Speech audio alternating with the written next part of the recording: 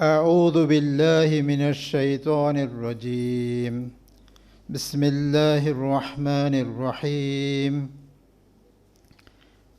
أفلا ينظرون إلى الإبل كيف خلقت وإلى السماء كيف رفعت وإلى الجبال كيف نصبت وإلى الأرض كيف سطحت فذكر إنما أنت مذكر لست عليهم بمسيطر إلا من تولى وكفر فيعذبه الله العذاب الأكبر. صدق الله العظيم. I now request our esteemed dignitaries to kindly grace the dais. May I invite Dr. M.A. Jabbar, Professor and Head, Departments of CSE, AI and ML, Vardhaman College of Engineering, to grace the dais, please.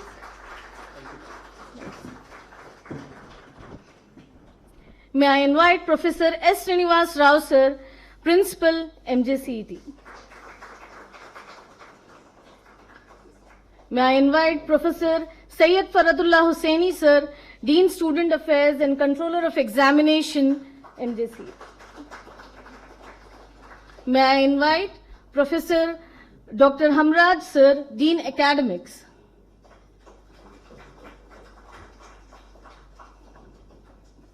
May I invite Professor K.V. Narasimha Rao, sir, Registrar, Mufakhamja College of Engineering and Technology. It's my privilege to invite Dr. Syed Shabbir Ahmed, sir, Head and Coordinator of the ATAL FDP.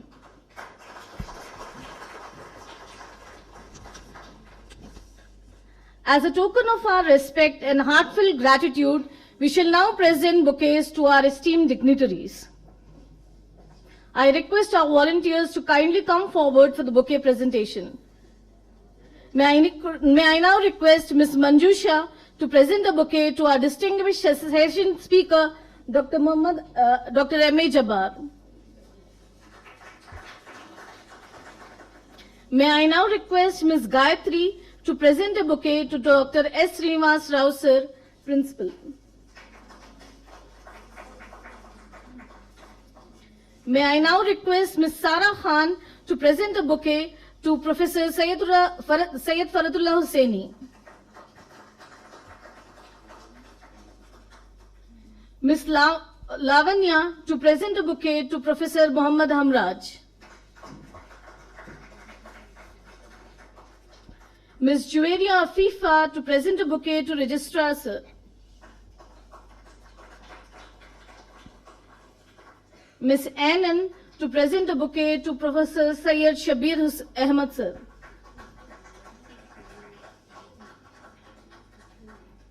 Thank you all. Every successful event begins with a warm welcome. It's now my privilege to invite Professor Syed Shabbir Ahmed, Coordinator of the FDP and Head Department of CSED, to deliver the welcome address. Sir, may I request you to kindly address the gathering? Good morning to one and all. It gives me immense pleasure to welcome you all to the inaugural section of the AICTE ATAL sponsored 6-day faculty development program on explainable and responsible AI for healthcare, from medical imaging to generative AI systems. On behalf of the Department of Computer Science and Engineering and the entire organizing committee, I extend a warm and heartfelt welcome to all our distinguished guests, respective faculty members, and enthusiastic participants. It is my great honor to extend a special welcome to our morning keynote speaker, Professor Jabbar, Head of the Department of CSE, AIML, Vardhaman College of Engineering, whose expertise and contribution to the field of artificial intelligence have inspired many. We are privileged to have you with us today, sir. I extend a respectful welcome to our beloved principal, Professor S. Srinivasa Rao, whose constant encouragement and visionary leadership have always motivated us to organize quality academic programs. A warm welcome to our esteemed Dean Academics, Professor Hamraj, whose continuous support for academic excellence have been instrumental in the successful organization of this FDP. I also extend my sincere welcome to our respected Dean of Student Affairs, Professor Ferathullah Hussaini, for his encouragement and valuable support. My heartfelt welcome to our respected Registrar, Mr. Narasimha Rao Garu, whose guidance and administrative support have greatly contributed to making this event possible.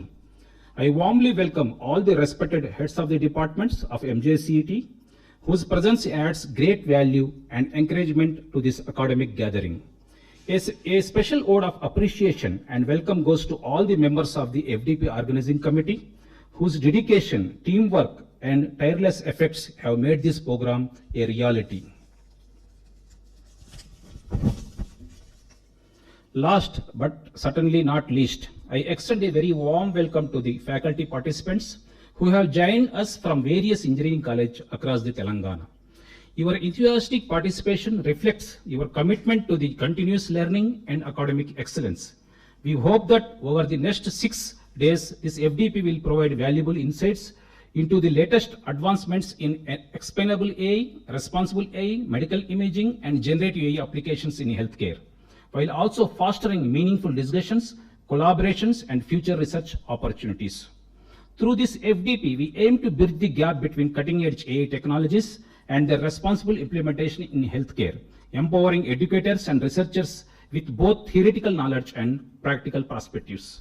Once again, I extend my heartfelt gratitude to AICTE ATAL Academy for sponsoring this faculty development program, to our institute's management for their unwavering support, to our distinguished resource persons for sharing their expertise, and to every participant for being a part of this academic journey.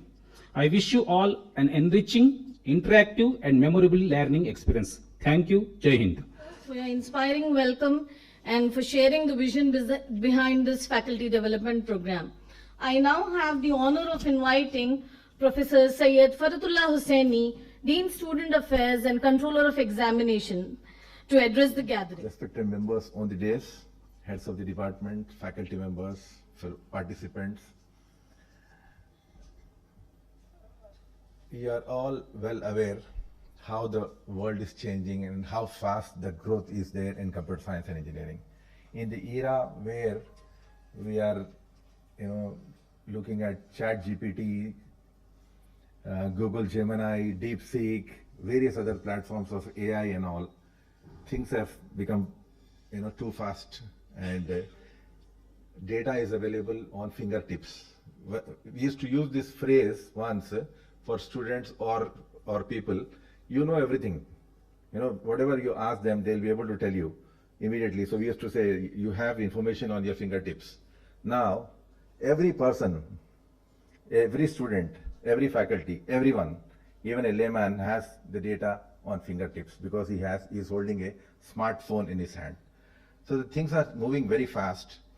And up to even 2012, I used to see my faculty members waiting for a new edition of books on internet, on various other platforms or other topics, Java or so many other subjects. They used to wait for new edition has come, I should buy that and all. Those days are gone.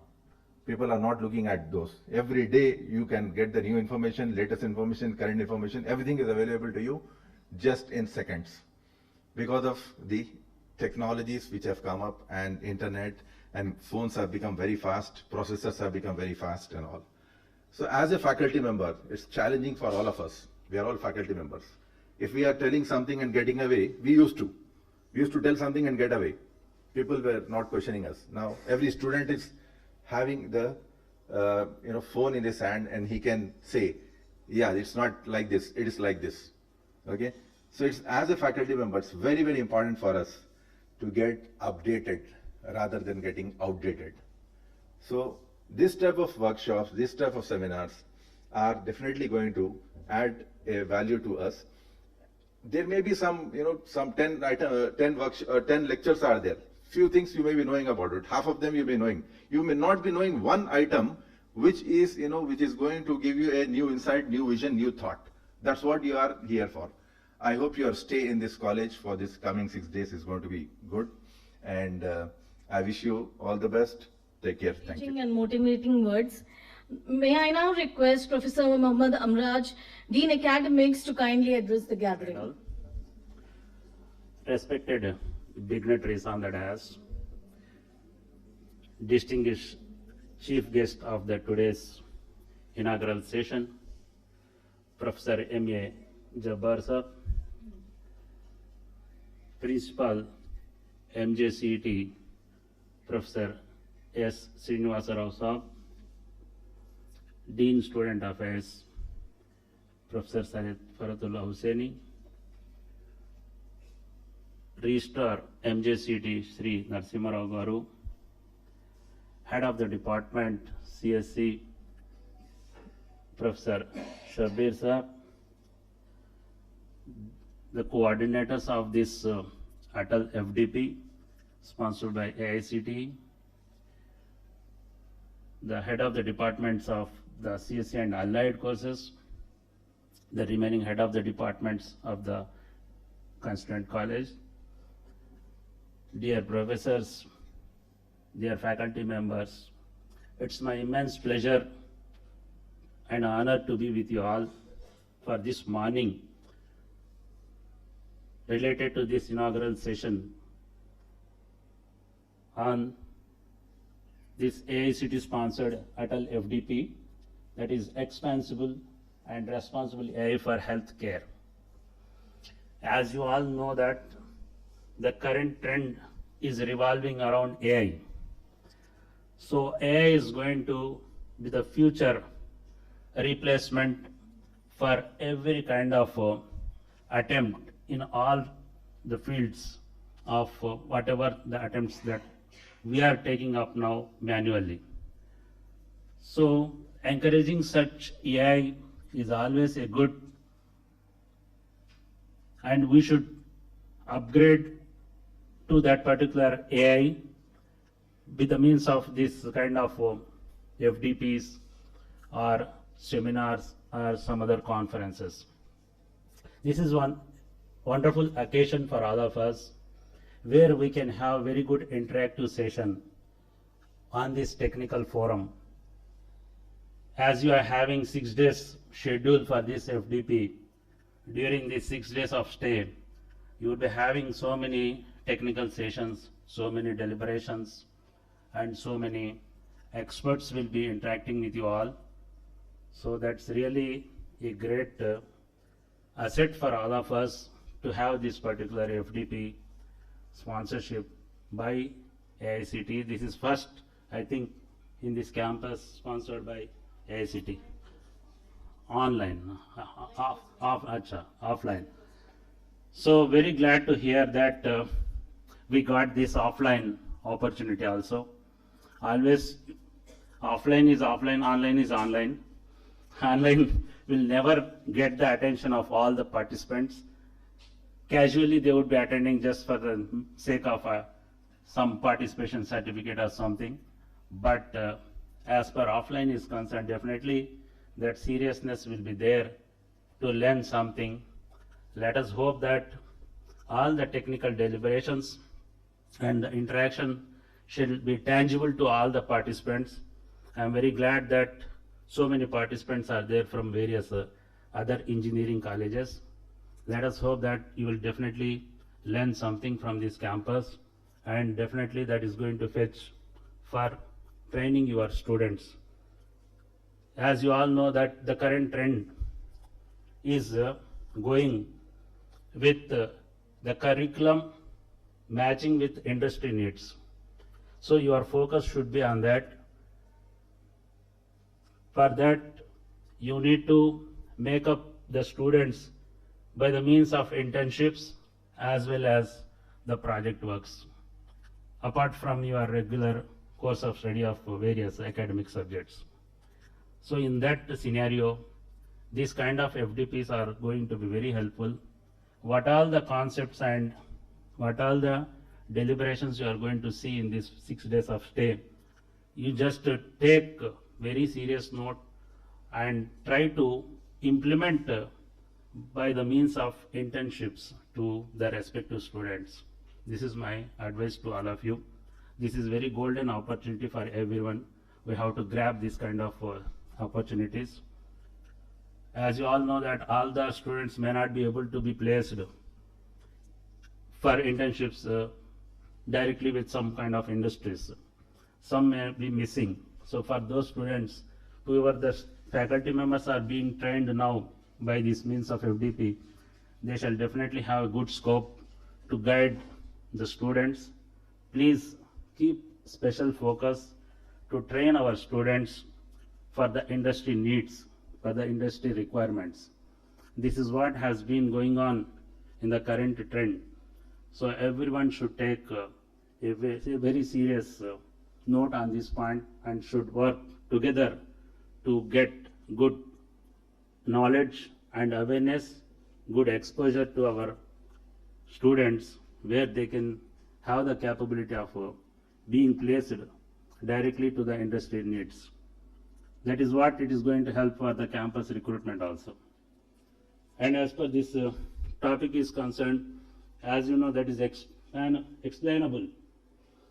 So this is a clear tag between AI and healthcare supporters.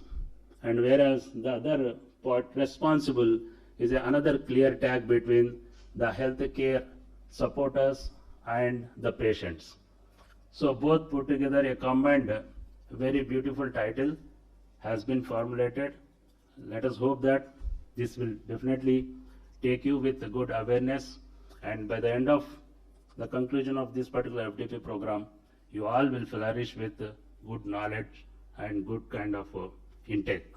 Let us hope that things will go nicely. I personally am wishing very hearty congratulations to the coordinators, the head of the department CSC, for making this wonderful occasion, and I am wishing all the best to every participant. Thank you so much for giving me this opportunity. Thank you. Very much, sir, for your insightful address. It's now my privilege to invite Professor S. Srinivasa Rao, sir, Principal MJCET, to address the gathering. Sir, may I request you to kindly address the audience? Respected Honorable Secretary, sir, in his absence, respected Deans, Registrar, sir, Head of the Department of Computer Science, and today's resource person for the keynote address for this 6 days FDP program organized by the Department of CSC. I think 1 week academic festival is initiated by Mufkamja College of Engineering and Technology. So I think definitely one round of applause is required for the Department of Computer Science and Engineering. I'm very happy to say that because whenever these FDP programs are being announced by AICTE, obviously many colleges definitely will upload and will apply. And we are very fortunate because of the legacy or whatever maybe, the Department of Computer Science got the chance in this competition world, and definitely one particular thing where because of my previous experience is the title, the apt title, because of the latest updated technologies. If we can apply with a catchy title, that really makes our selection be more in selecting our particular college and FDP program. So in that aspect, I should really appreciate Shabbir sir and his team for coming out with a beautiful, explainable and responsible AI for healthcare. I think everybody, because and before I go for next few topics, I should really appreciate all the participants, because there are so many FDPs. Because once ATAL has announced FDPs, all colleges started initiating and pushing through multimedia platforms. And really I should appreciate, because my dear participants, we have only 3 days. Once we received the mail, from Thursday onwards we started. And once we created the Google form and we started sharing through our multimedia platforms, it is an overwhelming response from the outside participants that shows what confidence you have on this particular college and Department of Computer Science. I should really thank all the participants for choosing Mufkamja College of Engineering and Technology for your 1 week FDP program. There are various participants from different colleges who are attending, because the limit as per AICTE norms, it is limited only to AICTE. That is the reason where we could not invite the other participants. Because of that limit only, we could restrict our FDP to 50 participants. And definitely, as I mentioned, now artificial intelligence is involving in all the sectors. And out of so many sectors are engineering domains, mainly because whenever some technology comes, I think the technology should help the mankind for the benefit of the people. That particular technology, if it is helpful, obviously that will flourish for more years. So in that regard, I think everybody are aware, agriculture sector is one very important, healthcare, and these are the sectors where if any technology comes into limelight, immediately they'll find whether it suits to for that particular applications. Now artificial intelligence is penetrating, especially for healthcare, how well it is going to minimize the complexities that are involved in analyzing one particular disease or whatever may be. So that is a very important task. So the life in especially healthcare in diagnosing, analyzing and giving the right direction of medicines is very, very important. So in that regard, our technology, because we are all technical people, including me, we are all engineers. So in that regard, we should really feel happy for the people who are working in this particular domain, and extending that particular technology in this type of applications is very appreciable. So in this particular direction, I think if you can I'll not take much time. There is one important ISM band where FCC, I think most of you are, I don't know whether you are aware or not, globally there is one USA based organization which will define what type of carrier signals that are to be allotted for various applications. I think satellite communications like this, there are healthcare applications. There is one particular dedicated carrier frequency band where in short we call it as ISM band. ISM band stands for industrial applications, scientific applications and medical applications, where it stands, or that particular band is from 2.4 gigahertz to 5 gigahertz. So any person who is working or carrying his experiments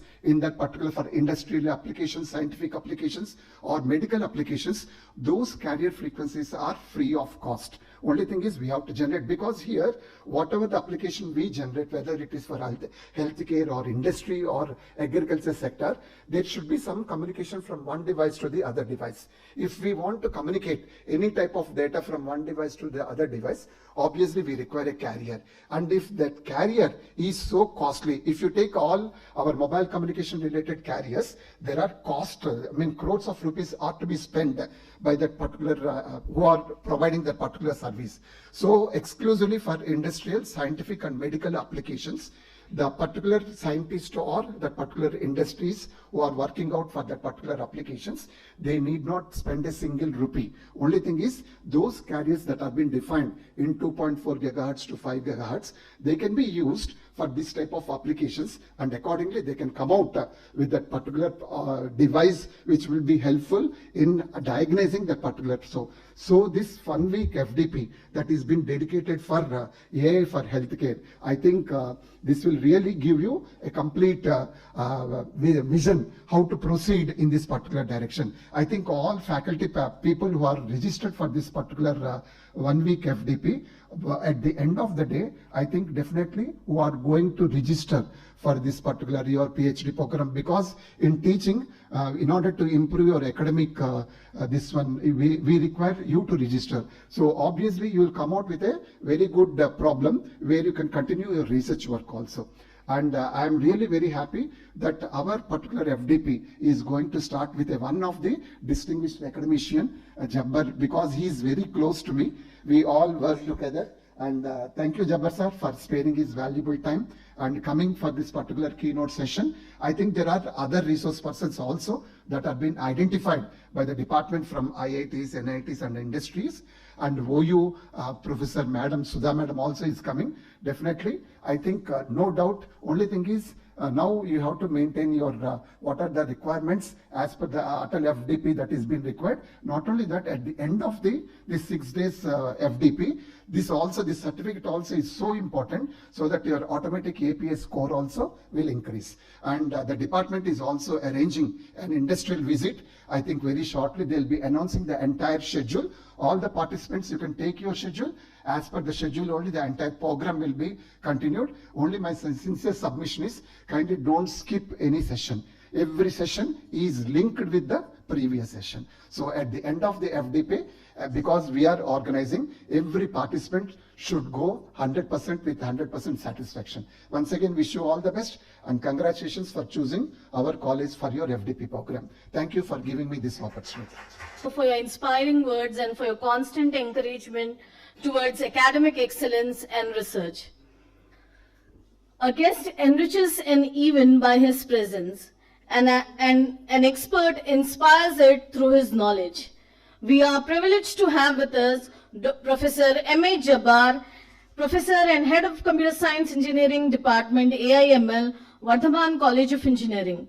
May I now request our respected Principal, Dr. S. Srinivasa Rao, sir, to kindly felicitate our distinguished session speaker with a memento as a token of our appreciation. I request everyone to acknowledge this moment with a warm round of applause.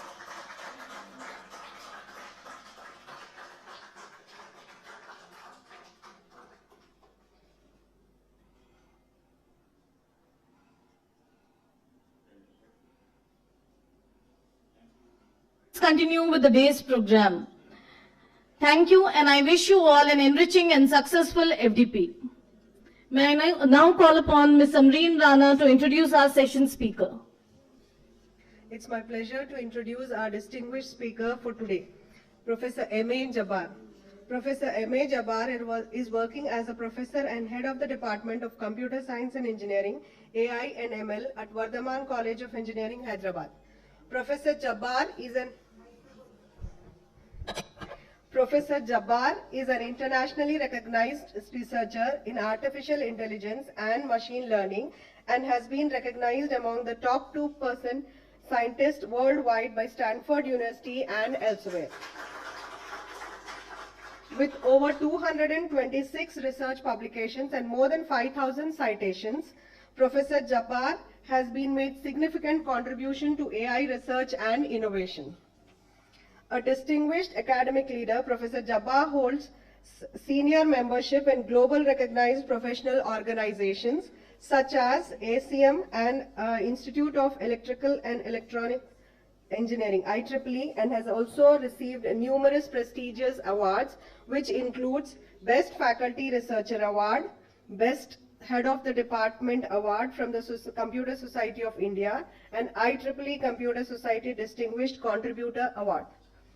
An active leader in professional community, Professor Jabbar serves as a secretary of the Internet Society India Hyderabad chapter and has held several key leader positions within IEEE.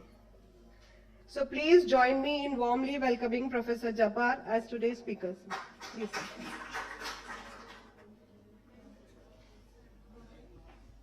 Let me congratulate Department of CSC for arranging this kind of emerging topic, especially on AI with healthcare sector. Let us discuss about actually what is happening in medical field. Generative AI for medical imaging. Okay, very first. Now even the speakers also, right? They mentioned artificial intelligence, right? Deep learning, machine learning, and everyone is speaking about right? Artificial intelligence, right? I request the participant to kindly bear me for 45 to 1 hour. Okay, this will be generally interactive session, not one-sided one. Okay. My session will generally discuss about what are the applications of the generative AI, okay, especially for the healthcare sector. So, actually, why this artificial intelligence has emerged, right?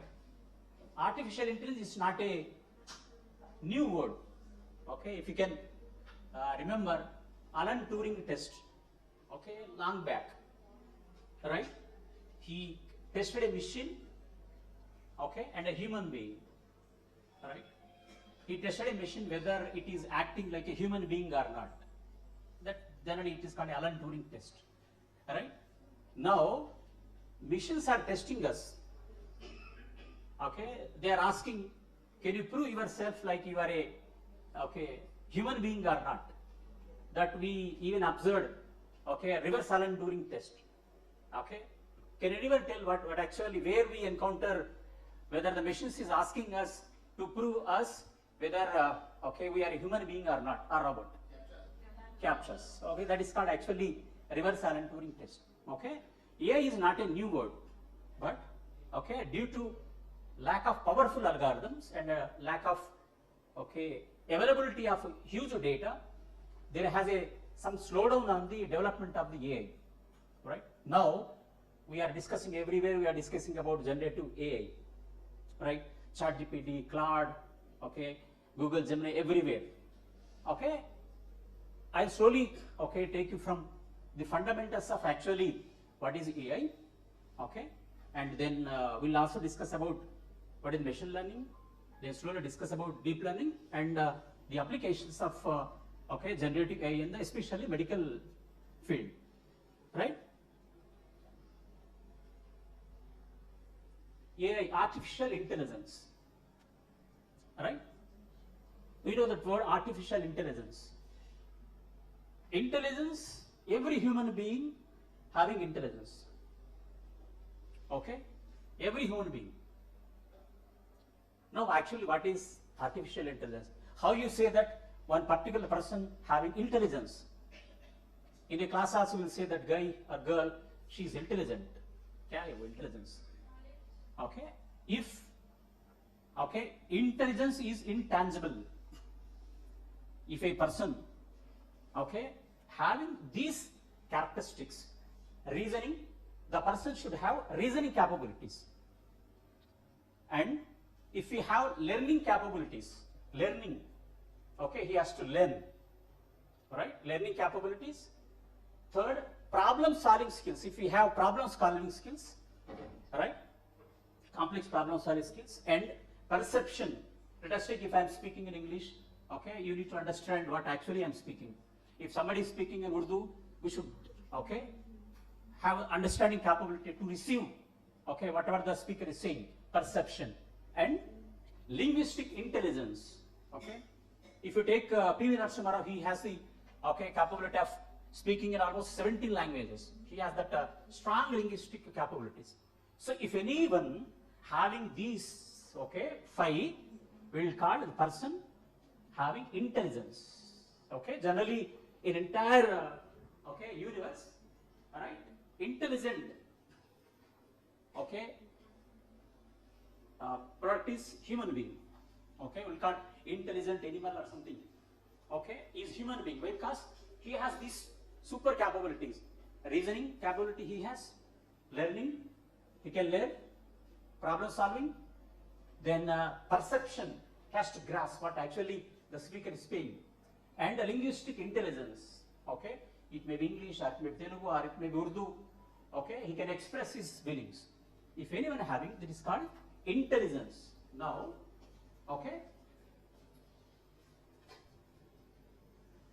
what is human learning? In what way we will learn the things? Learning we know. In what way, in how many ways we are going to learn? Generally 3 ways we are going to learn. The very first is learning under expert guidance. In our childhood we used to go to the school teacher used to teach us the alphabets or numbers. Under expert guidance we learn. That's the first kind of learning. Second, learning guided by knowledge gained from the experts.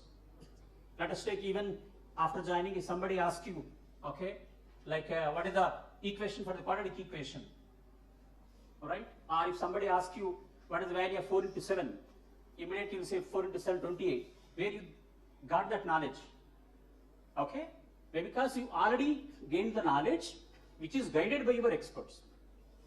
That is the second way of learning. And third is learning by self-learning. These are the 3 ways, we are going to learn.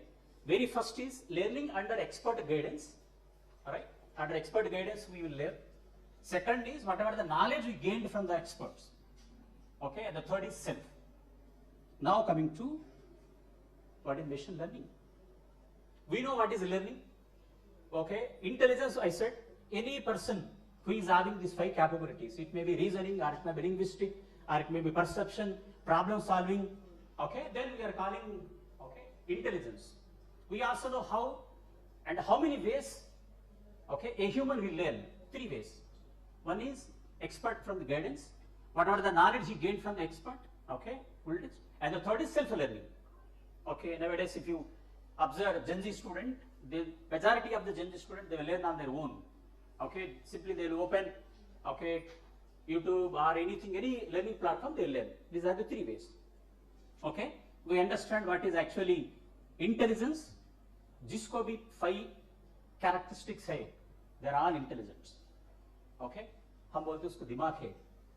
How? If we have 5. Next is, okay, we know how many ways we are going to learn. 3 ways. But coming to machine learning, okay, let us take, if you take this one laptop, I want to make this, okay, the laptop to learn. How it will learn?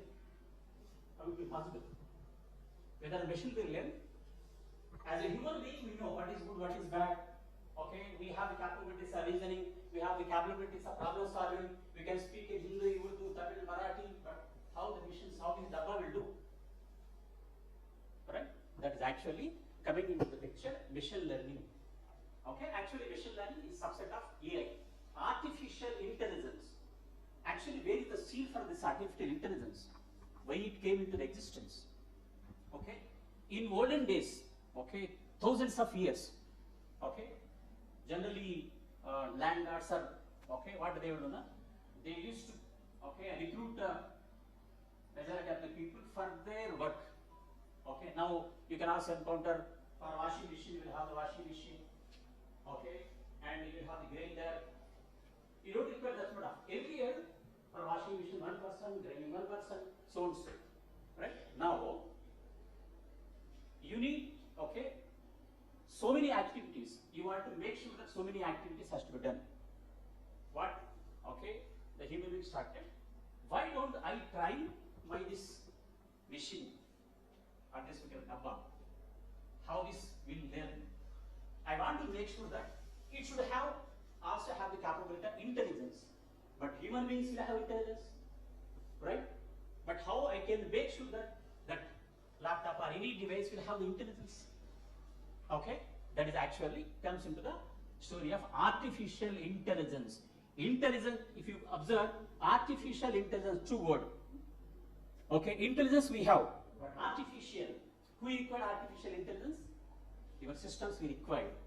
We have to make sure that, okay, systems has to think like a human being. System has to, okay, act like a human being. System has to take the decisions like a human being. That's actually come into the picture of AI. Okay, where machine learning is to make machines learn through data so that they can solve the problems. Okay, we'll view data like generally you are also getting some messages, right? Hadra, tomorrow there is heavy rain. Okay, or today there is a possibility of heavy rain. How they are going to predict? They don't have any chumantar. How they are going to predict? They have previous data. Weather data they will have. Okay, they'll take all the weather data. They will run the machine learning algorithms. Okay, through machine learning algorithms, okay, the system will predict, okay, whether there is a rain, okay, possibility of rain or not. And we are all familiar, everybody having the Gmail, right? In Gmail we have the different folders, inbox, okay, spam, trash, right, promotions, shows and. When a mail come to into your Gmail account, okay, if it is spam, directly it goes into spam folder. How the Gmail will know whether a mail is a spam or not? Because your Gmail, Google, okay, will run machine learning algorithms in the background. Once a mail come to your okay, email, it will identify whether the mail is a original or it may be the fake. Okay, that actually the train nothing but the machine learning. Machine learning is to make machines learn through some data and they are going to predict. Okay, as I just told, email labeled as spam, or not. Okay, your Gmail is okay enabled with the machine learning algorithms. So the background machine learning algorithms will work. When a mail come to your okay inbox, it will identify. It will throw into spam, or it may be other folders. Okay, these three, AI, ML, as well as the deep learning, right? AI, I said, okay, artificial intelligence. We have to make sure that machines has to work, okay, has to behave, has to execute like a human being, right? Why? Because humans have a lot of intelligence, but we have to make sure that the machines will also, okay, act like a human being. That's the picture came into AI. AI, within the AI, machine learning, deep learning, and what we are calling generally your generative AI are subsets. But if you take entire AI, okay, machine learning, deep learning, and other are the subset of artificial intelligence.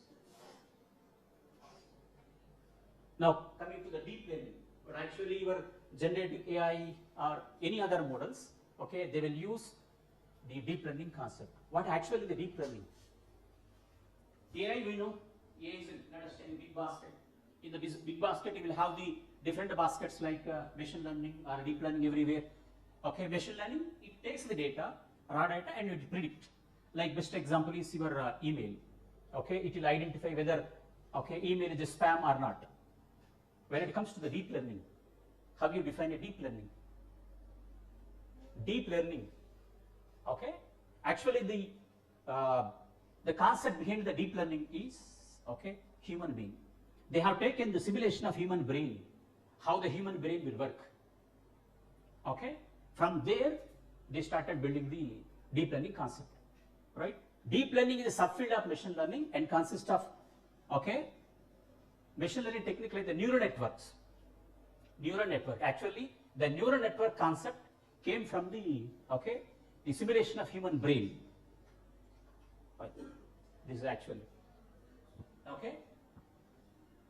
We have the different okay in our right human brain. We have the different parts. If you take this one, we'll call the dendrites, which accept the input. Let us take if I am delivering this. Okay, you are able to hear okay whatever the session I am delivering through your nose, right? Through your nose. Let us take they are the, you are taking the input from your nose. Okay, ears. Okay, and then once you got the input from your okay input from me, you are okay it will the signals will go and it will process the input. Let us take during inaugural we have observed okay during when the okay principals are or the dean academics or dean student affairs when they are okay delivering okay we okay patient listening and we are filter of silence. Okay, once you got the you are getting the input, but your mind is saying okay we need to keep calm. Why? Because the delegates are addressing their speech. Okay, once you got so here your input will be processed in the brain. Next, okay, turns the processor input into output. Let us take if I ask the question. All right, if I ask you how you define a okay AI. What is the definition of artificial intelligence? All right, if I ask the question, all right, you will get the input. Okay, that input will go there, it will process, and immediately your brain say, okay, artificial intelligence means you have to make sure the systems will act like a human being. All right, immediately the output will get. Okay, turns the processor input into outputs. This is the complete structure of the brain. And synapse, the electromechanical contact between the neurons. You will hear input, your input will be processed, okay, then you are able to respond, right? So everywhere this is the completely connected. Same way, okay, as I said, same way how the human brain is working, same way they came, okay, they designed artificial neural network. We have the neurons, how the neurons are working. Similar way, they simulated a computer program or one which we are calling it as a okay neural network. That is called we are calling it as a artificial neural network. This is actually artificial neural network. You will get the input. Okay, we need to give the input. The input will be processed. Then finally, you will get the output. Right? This is the so deep learning algorithm. They will use this artificial neural network. If you can observe input, the input will be processed. Okay, then it will go to the output. If the output is not up to mark, then it will give the feedback. This is the right side. You can observe input. Okay, then you will have the various hidden layers, and then it is a pictorial representation, and you will get the output. Okay, we know what actually AI, machine learning, we know, and deep learning, which take the simulation of the human brain. They build based on the artificial neural network. Neural network we know, okay, and if you simulate your human brain, it is called artificial neural network. Okay, this is the deep learning example. Okay, let us take, if I have given one image, let us take Dhoni image I have given. Okay, my system has to identify whether the image belongs to the Dhoni or Kohli or any other cricket. But how it will identify? Very first time, let us take, I took the image, I scanned the image, I have given to my machine learning algorithm. How it will identify? See, these algorithms are completely, like you need to write or you need to develop it with different tools, right? It may be machine learning algorithm, or it may be deep learning, or it may be AI. You have to use some kind of programming language or tools. Okay, you need to write like the way which we are writing. Okay, simple programs, but when it comes to the machine learning, AI and deep learning, they are very complicated one.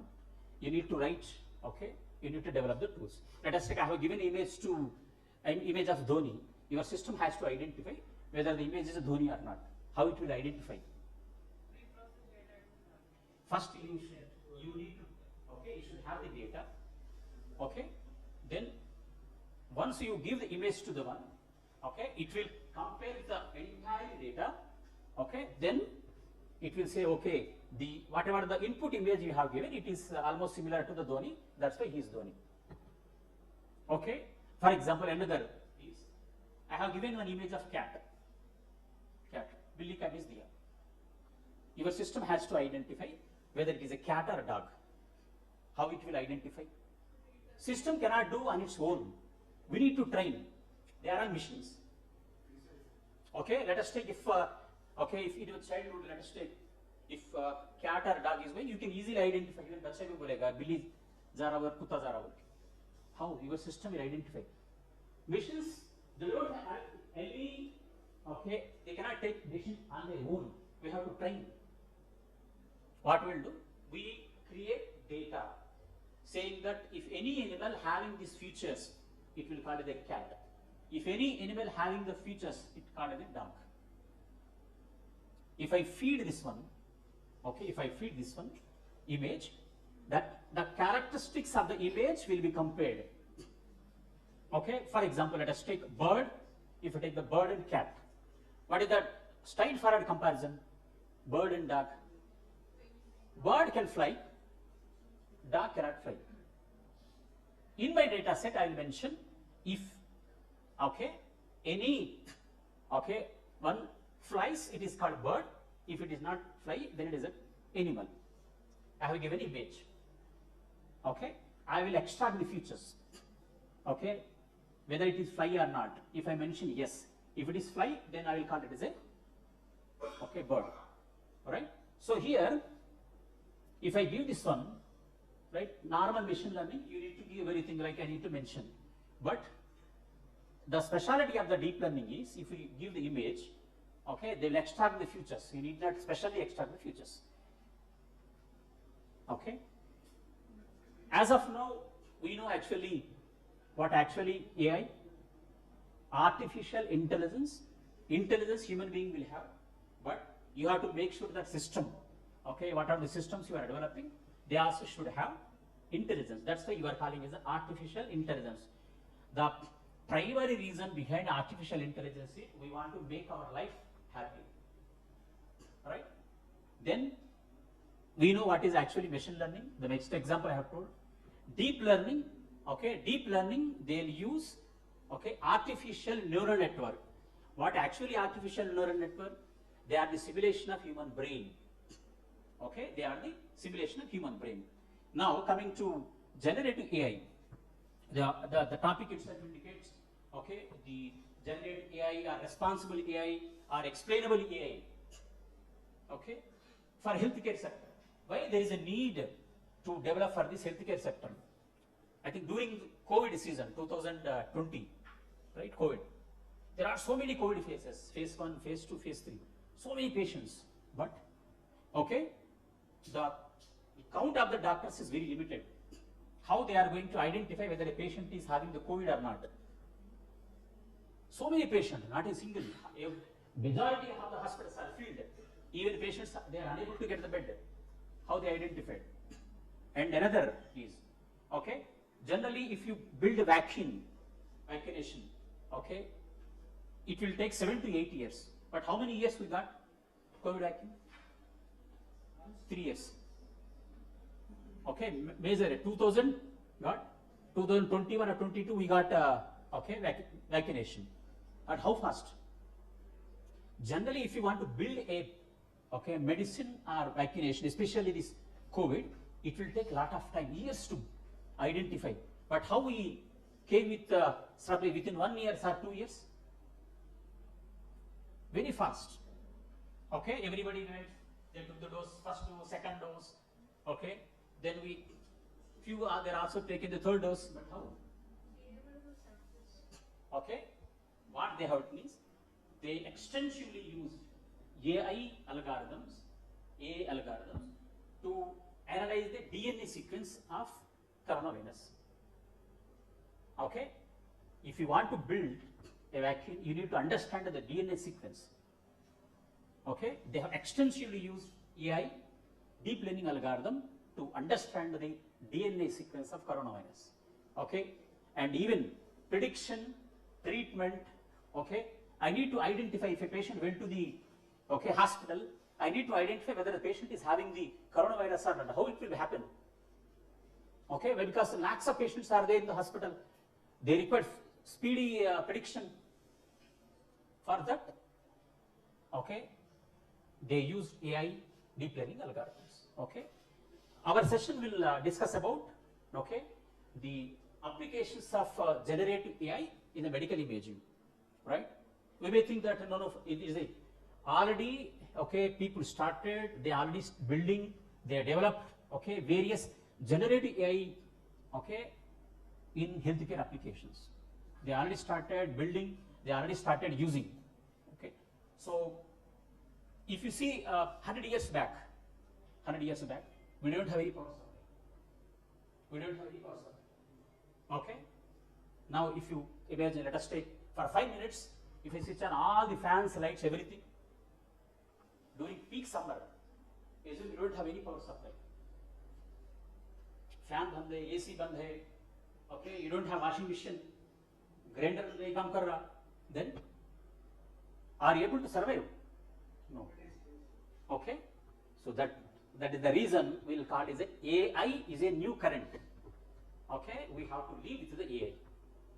AI is a new current. It will evolve with us. Okay, then we have to implement, we have to use, we have to develop. Right? In the field of medical imaging, okay, there is a remarkable transformation. As I mentioned, okay, during COVID, right, they build various models to identify whether a person is having the COVID or not. Okay, generally, if in order to identify whether a person is having the COVID or not, we'll take X-ray image or CT scan. What they use is, I'll take X-ray image and CT scan image, and I will give it to my machine learning algorithm. Okay, soft copy I will upload. Okay, my machine learning and deep learning algorithm, it will analyze your X-ray image and the CT scan image, and it will tell, yes, this person is having COVID or not. There is a speed, but again, okay, on other side of the coin, that is the reason your ATAL FDP, explainable AI. You need to give the answer. Earlier there is no explainable AI, but you need to, whenever, especially when it comes to the healthcare sector, you need to justify why is having the COVID. Let us take if some patient go to the hospital and doctor say you are having the cancer. Mar jayega bichara if you don't have. you need to give the justification. You need to explain, okay, why the patient having the, okay, COVID. That is called explainable AI. Okay. For that, there are several standards are there. Okay. Several standards. Even in artificial intelligence also, we are having standards. Okay. It is called AISC, Artificial Intelligence Standards Committee. Whenever you develop algorithm, it does not mean that you develop algorithm, you just give it to the hospitals or pharmacists. No. First they need to, okay, undergo, they need to have some kind of standards. Okay. So medical imaging is going on under okay, tremendous transformation. If you can see the market, okay, there is a huge 2023 from 2033, okay, there is a majority of the companies, they are investing huge amount of, okay, revenue for this generative AI, right? Why? Because we have to make our life happy and, okay, see if you can see generative AI, right, it is expected to reach USD 199.2 billion by 2033. Okay, maybe we don't know, being an academician, okay, will restrict to our curriculum, our syllabus, but actually other side of the coin, if you can observe, there is a huge, okay, investment going on for the one, right? And the majority of the tools, they started, the company there started using this generative AI tools, right? Now coming to the generative AI. AI means we have to make sure that systems has to think like a human being. Okay? And they have to act like a human being. Why? Because machines cannot, systems cannot think on their own. But now we are coming with a new word called generative AI. ये क्या है? Generative AI. ये तो सुनिए, what is generative AI? Okay? Generative AI is also, okay, artificial intelligence, but it creates new data such as text, image, audio or video that resembles real world example. Okay, if you open your chat GPT, if you enter, okay, some, let us say, can you please create me a flyer, or can you please create my profile? If it has the data, it will create your profile. You need not create, okay, your own, you need not type. If it is have, or if you give your website, okay, जो MJCET website है faculty का, okay, the link उसपे डाल दो, and you ask ChatGPT or Claude, can you please create a profile from this website? It will create. Okay, it will create images, it will create audio as well as it creates video also, right? So generative AI creates new data. Generative AI, okay, creates new data such as text. It will create text like your resumes, okay, and for student it will create assignments also. They simply copy and paste, right?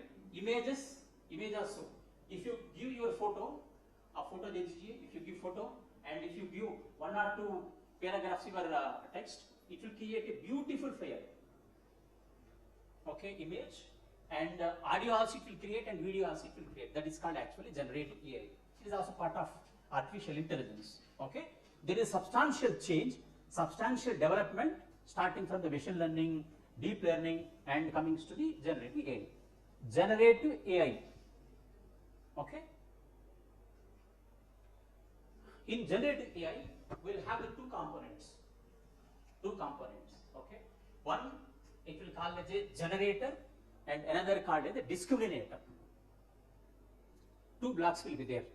Okay. Assume that there are, if you assume these are all in the perspective of software. Okay. You are all familiar with the programming. Okay. You assume that, okay, discriminator one module, generator one module. They are interconnected. What they will do?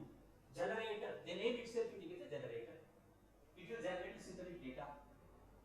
Okay, and a discriminator, okay, is responsible for distinguishing between authentic and fake. Okay, it will have, I'll show you the program. Right. Here if you can see, okay, this is the generator. Okay, generative AI will have two components. Two components it will have. Right. One is the generator and another is the discriminator. Generator creates synthetic data. Okay, it will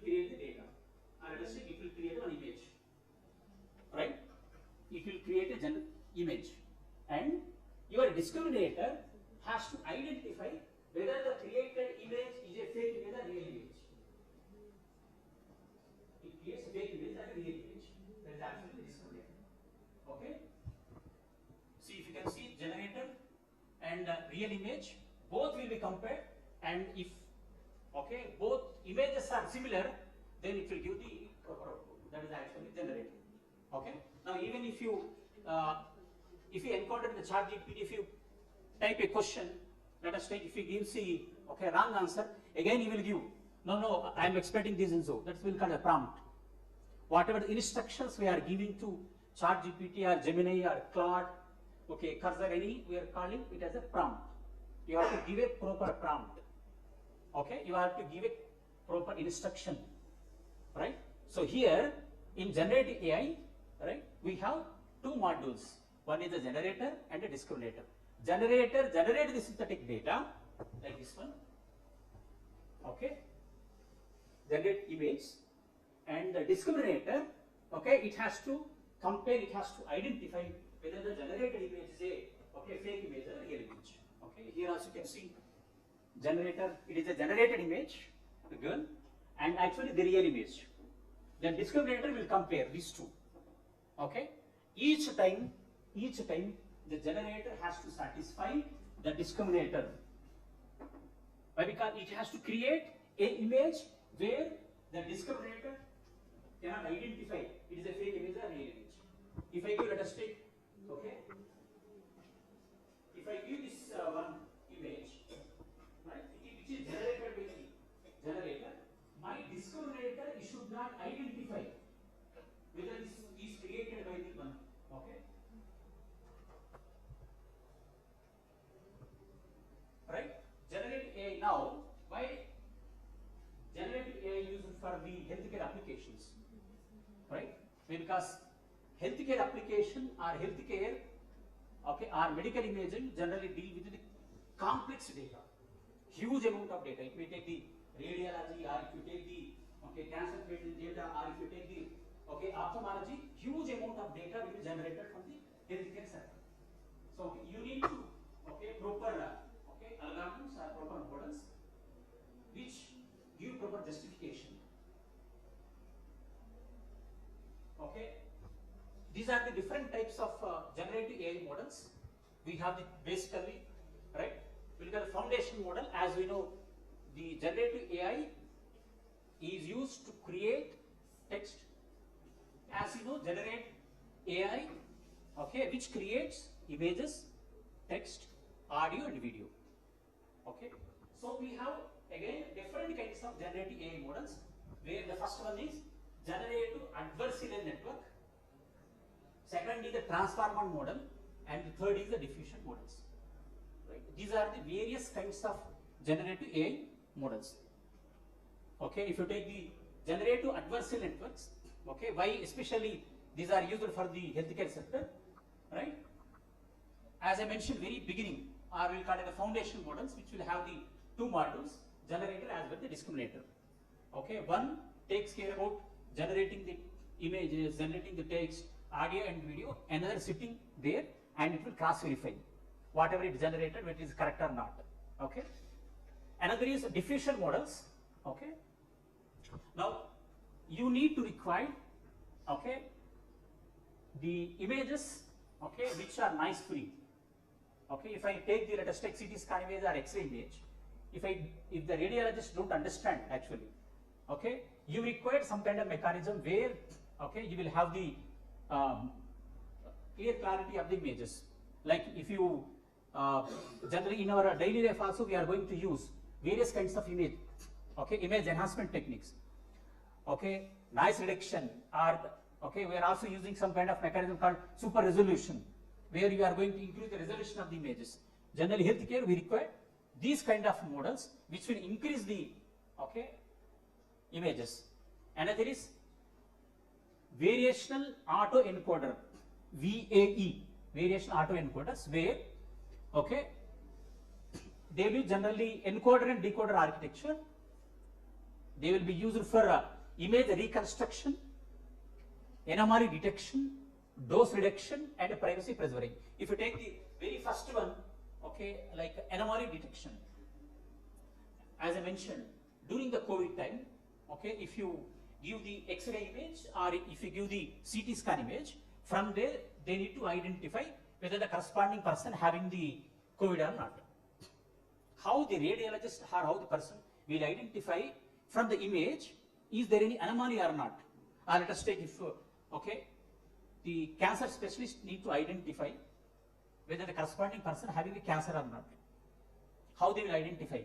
Probably if you take the brain cancer, there will be some anomaly in the brain. Clot ho kya rahega? There will be some clot. Okay, that anomaly you need to identify. Sometimes physician or radiologist, he cannot identify micro level. For that one, what will do? Your MRI images will be given to the, okay, generative AI models, and the image, the resolution of the image will enhance, will called a super resolution, and from there my model will read the entire image, okay, MRI image, and from there it will identify, yes, there is a light clot in the brain. It will say that, okay, because of that one, the corresponding person having the cancer or not. For that type of applications, generally we use variational autoencoder. There are different kinds, okay, but they all comes under the umbrella of generative AI. And another is vision language models. Let us take, if you want to convert image to text, you have the flyer, okay. Let us take, I want to convert the image into text. Generally in your WhatsApp also you have the, okay, meta AI. Okay, you just what you will do during your free time, you just upload an image, meta AI, WhatsApp. You just ask, can you please extract the text from the image? It will extract the text from the image. Okay, for that type of application, you require vision language model, image to text synthesis. Okay, your image, even if you give the, okay, like YouTube link also, you ask, can you please convert, okay, the summary of the video, it will give. Okay, for that we are going to use, okay, vision language, especially, okay, if anyone goes to the hospital, right, if you take the MRI image, or it may be CT scan, or it will be PET, okay, or X-ray, or especially for ECG, okay, ECG will be very big, okay, sheet, like your DMARC bill, alright. You need to extract what actually, okay, in the, now how you are going to identify. Radiologists are busy, let us take, you have only limited radiologists. You need to identify what actually written in the ECG or 2D echo, right? Generally, if you can observe, okay, ECG you cannot understand. You will have the lines. Some kind of one, you can, common layman you cannot understand. But I want to know exactly what actually the lines indicate, right? For that application, let us take, if report has to be generated from that kind of applications, I have to use, okay, vision language models. These are all comes under the generative AI. There are various kinds of generative AI models, okay. You can use for a different purpose, especially healthcare. These are the, okay, like commonly used generative AI models, especially for the healthcare applications. Okay, all right. There is a huge research going on this, okay, different type of models. As a like researchers or as a teaching fraternity, all right, we need to understand actually where there is a gap, okay, where there is a tremendous research is going to happen, okay. Actually, our session is restricted to healthcare, but there are huge research going on, okay. Another field called as the underwater object detection. Underwater object detection, okay. If see, some objects are identified, you need to identify, or debris detection in underwater. You need to identify the debris, right? And another type of research area is fish classification, which will be helpful for the fishermen. They need to identify which area there is a huge, okay, fish is available, and you need to classify the fishes, which type of fish it is. Okay, you will get the huge data, and you need to apply your various models. You can identify, okay, this belongs to this kind of one. Okay, there is also another potential area. So as I mentioned, these are the various type of okay, generative AI models, especially useful for the healthcare sector. Okay, now the objective is to understand actually how you are going to apply your generative AI for the medical imaging, right? Especially if you go to any hospitals, all right? These are the different, okay, medical imaging. You can take X-ray, right? You can go for the CT scan. You can go for the MRI images, okay? You can go for the ultrasound, and you can go for the PET.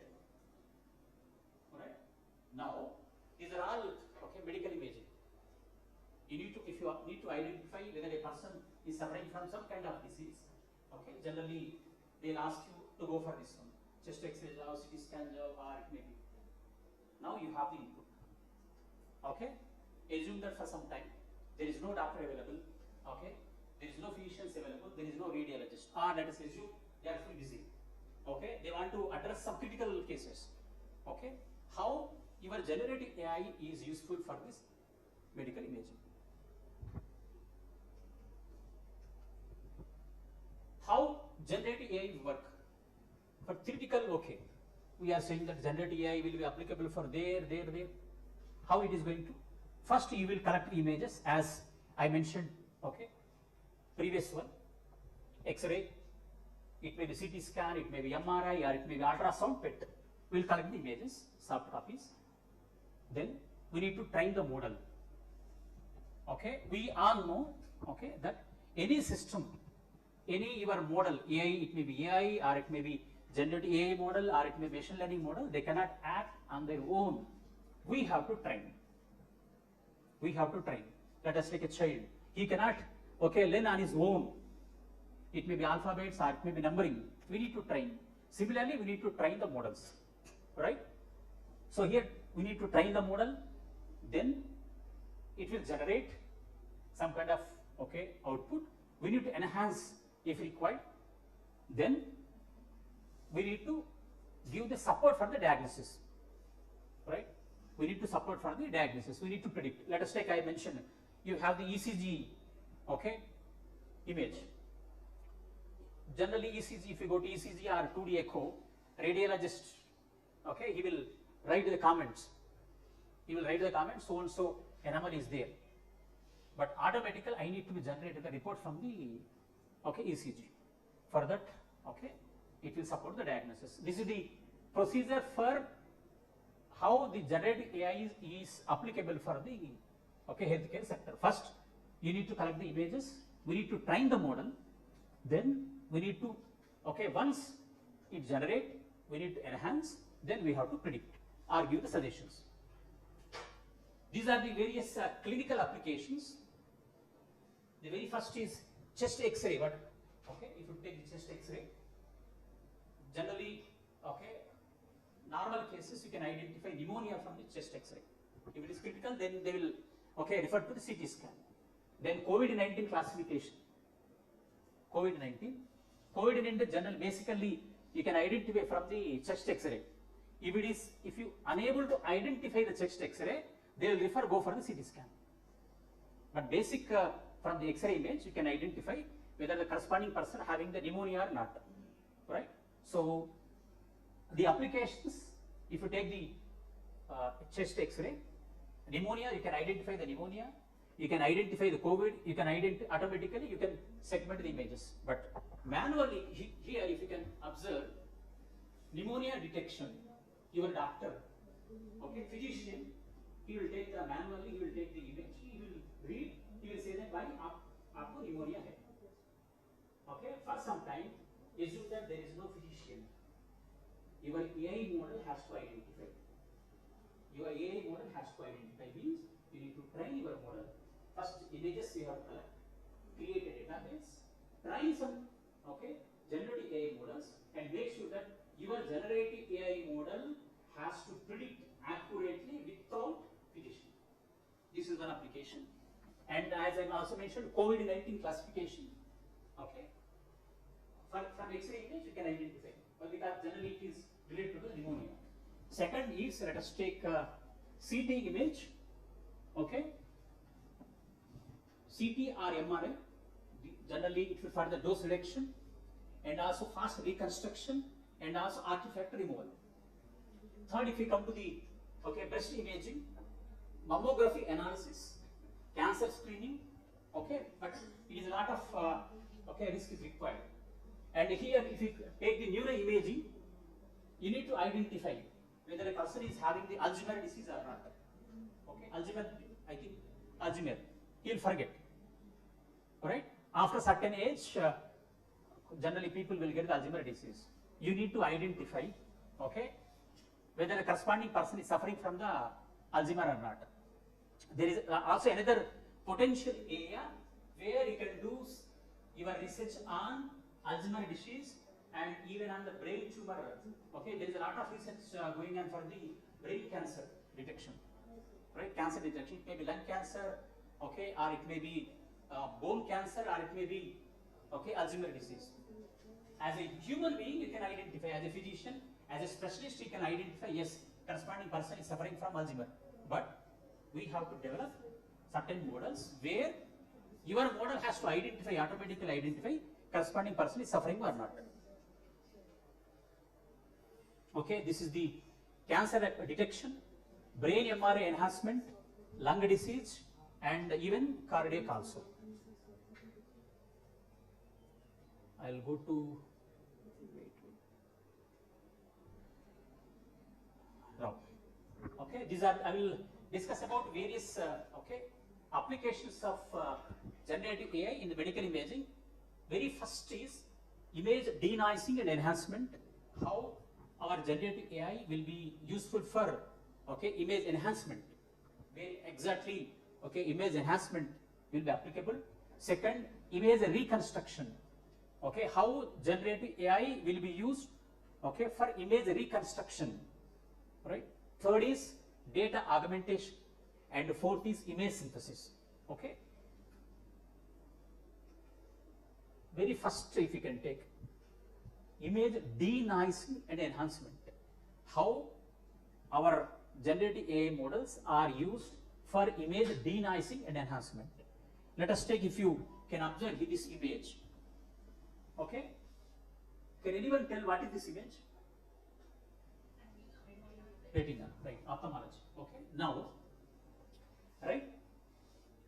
Let us take this image. Whatever the image they have taken, it is not clear. As an ophthalmologist, I need to go to the micro level. I need to understand what is the problem with the retina. All right. Further, what we'll do? I will use image denoising and enhancement technique. And if you can observe very first image, there is a difference between first image and second image. Where first image you cannot clearly understand what exactly written in this one, right? Here, but here somewhat you can understand the context, you can understand the text inside the image, right? Similarly, if you take this retina, if the image has taken, if the ophthalmologist has to identify what exactly happened, then he need to enhance the image.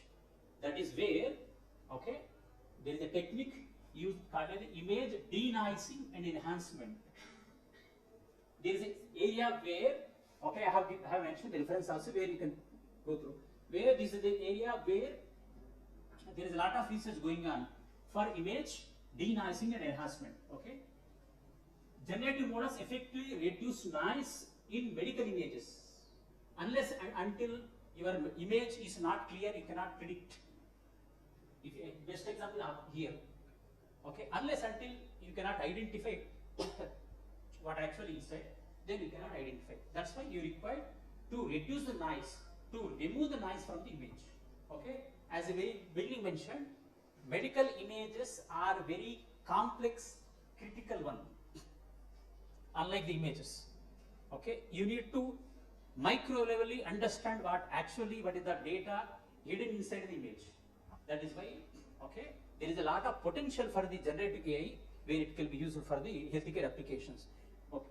Here, generative models reduce the noise in medical images, okay, by applying the deep learning algorithms, which results in clear and more informative visuals, which, okay, you can observe here.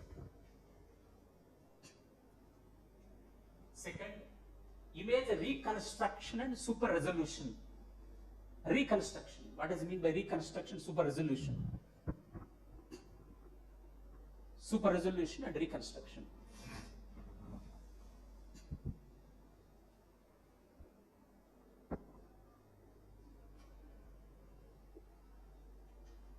Reconstruction, construction chodo, reconstruction. Resolution, super resolution.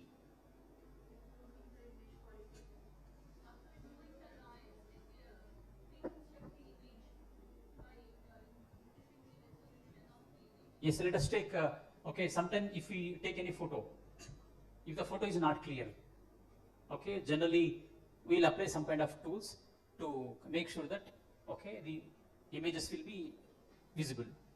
Here same in medical images also, if you can observe, alright, there are 5 images are there, A, B, C, D, where, right, the images, medical images, okay, right, they have taken. By utilizing deep learning techniques, these models can reconstruct missing or damaged image regions, alright, missing or damaged regions, providing a complete view for analysis. Let us take here, if you have the image, okay, which is marked in red color, right, the doctor cannot, the physician cannot understand that one. Again, he cannot ask the patient to go for MRI. Now what he has to do? Okay, he has to fill that image. He has to make sure that image has to be reconstructed. He has to increase the resolution. Alright? How he is going to manually increase the resolution? He cannot sit and he cannot apply Photoshop or, okay, for that. Okay. The generative AI will build the images, it will reconstruct the images, and they will also increase the resolution of the images. That's why we are calling it as a image reconstruction and super resolution. This is another application of generative AI. Okay, generally what it will do, generative AI can reconstruct the missing, okay, or damaged image regions, and it will provide a complete view for the analysis. Another is data augmentation. Okay, another application of generative AI, especially in the medical images, okay, data augmentation. What actually the meaning of data augmentation? Data, image reconstruction. Image is there, but damaged image, you need to reconstruct the image. Simply it cannot fill the image. For that also your model has to be trained.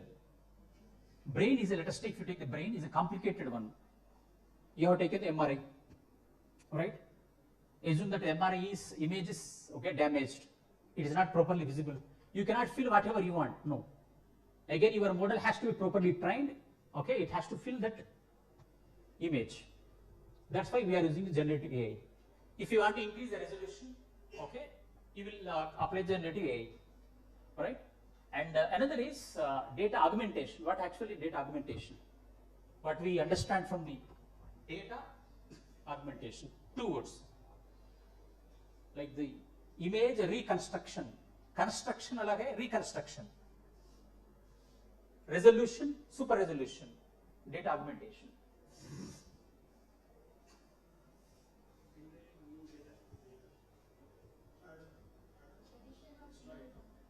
Extra? Add on, right. Add on, additional data. Why you require additional data? Why? Because, okay, generally, even if the students also, let us take, okay, it may be second year, third year, final year. I think generally in OU also they will have the 2 examination, CAT 1 examination, or midterm, 2 examination. CAT 1, we will call it CAT 1 actually. Let us take midterm 1, midterm 2. Then he will go for the directly final examination, semester end examination. Okay. Even in our childhood also we used to write, okay, quarterly examination, pre-final, then we will write the final examination. Right? This is the procedure. If you want student he cannot directly go and write the SW examination. उसको पर क्या लिखना पड़ेगा, midterm 1, okay, midterm 2, then he will go for the semester end examination. So that, okay, his training will be, okay, right, satisfied. Because when you come to when we are building a model, machine learning model, or it may be AI model, okay, as very beginning I told, these are not, they will not act on their own. We have built the models, okay, we have to train them properly. How you are going to train? Okay, you have to have enough data. On the data you are going to apply your models. You are going to apply the models.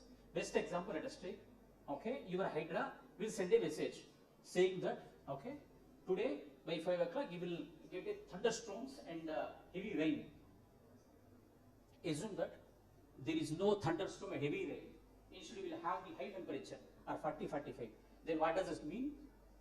Whatever the model they have used to predict that thunderstorm and rain is wrong. Model failed. How? Because you have not trained your model properly.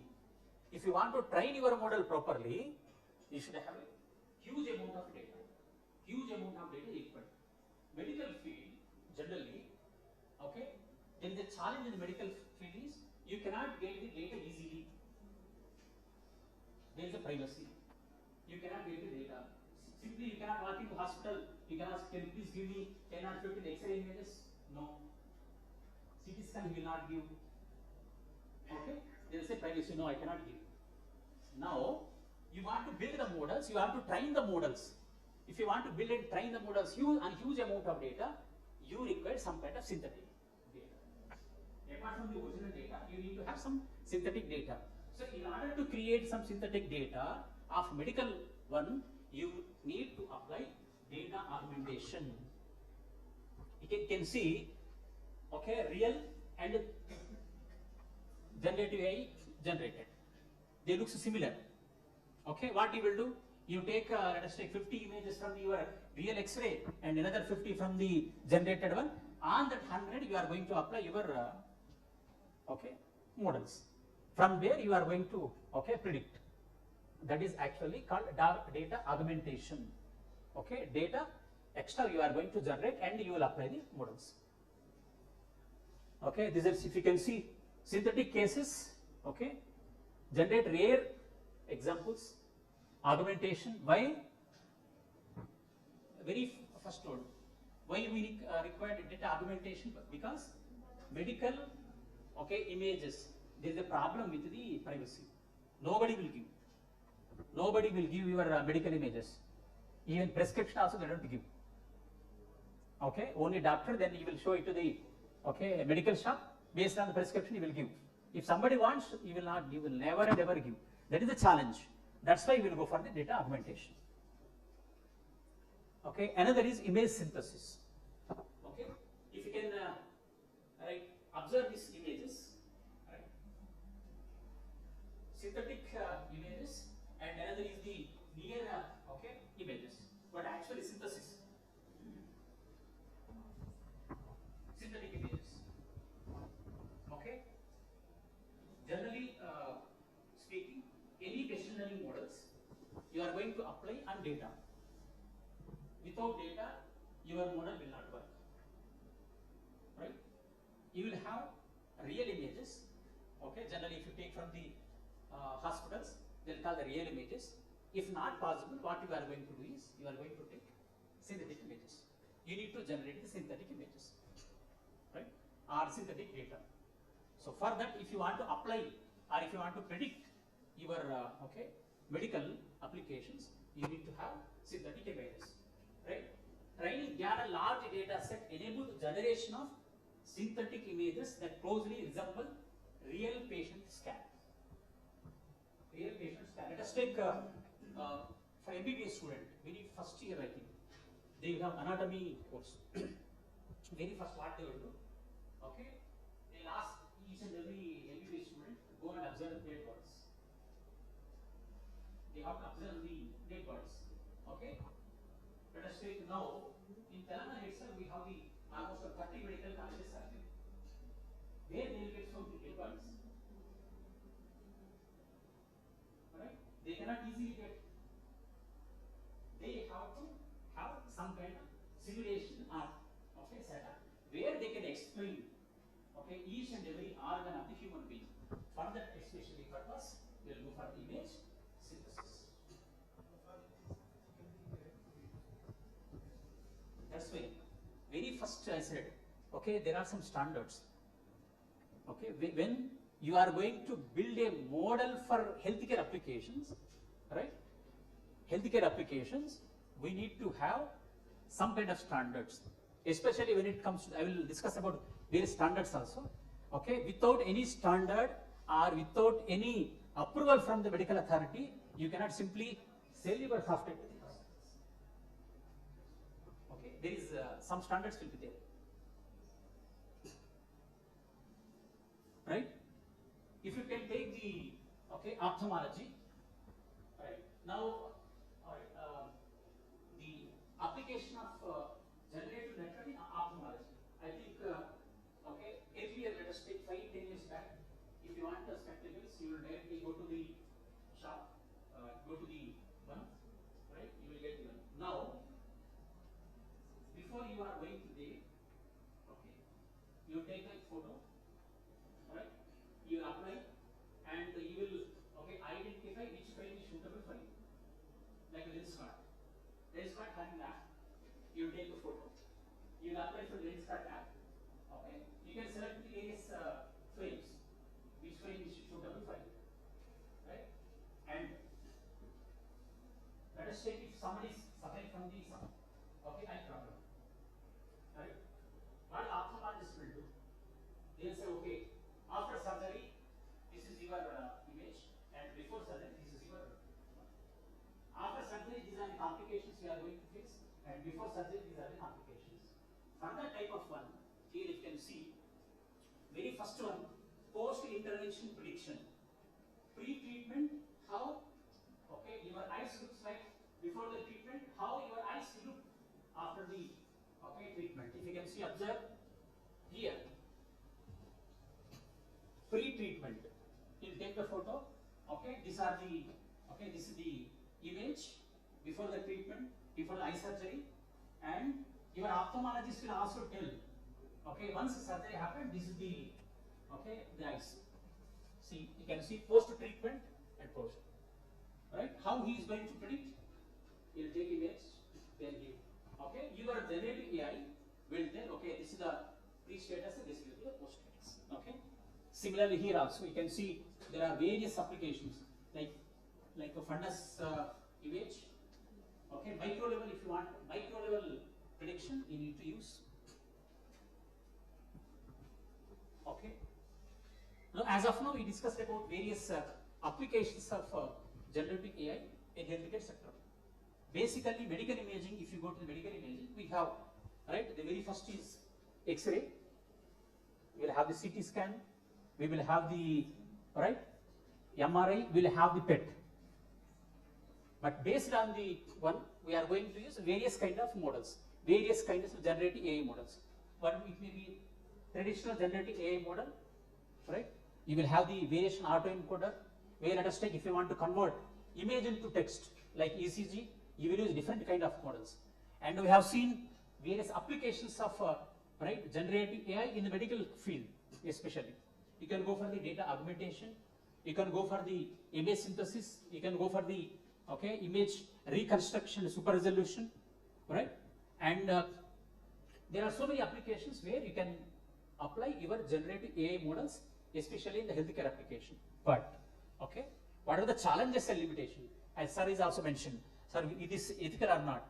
For that, there is some guidance will be there. What are the challenges? We will face when we are going to apply the generative AI, especially in the healthcare application. The first challenging is false positive. Assume the two persons went for the cancer hospital. The person who is having the cancer, let us take, he went for the test. The person who is having the cancer, your generative AI model told that this person does not have cancer.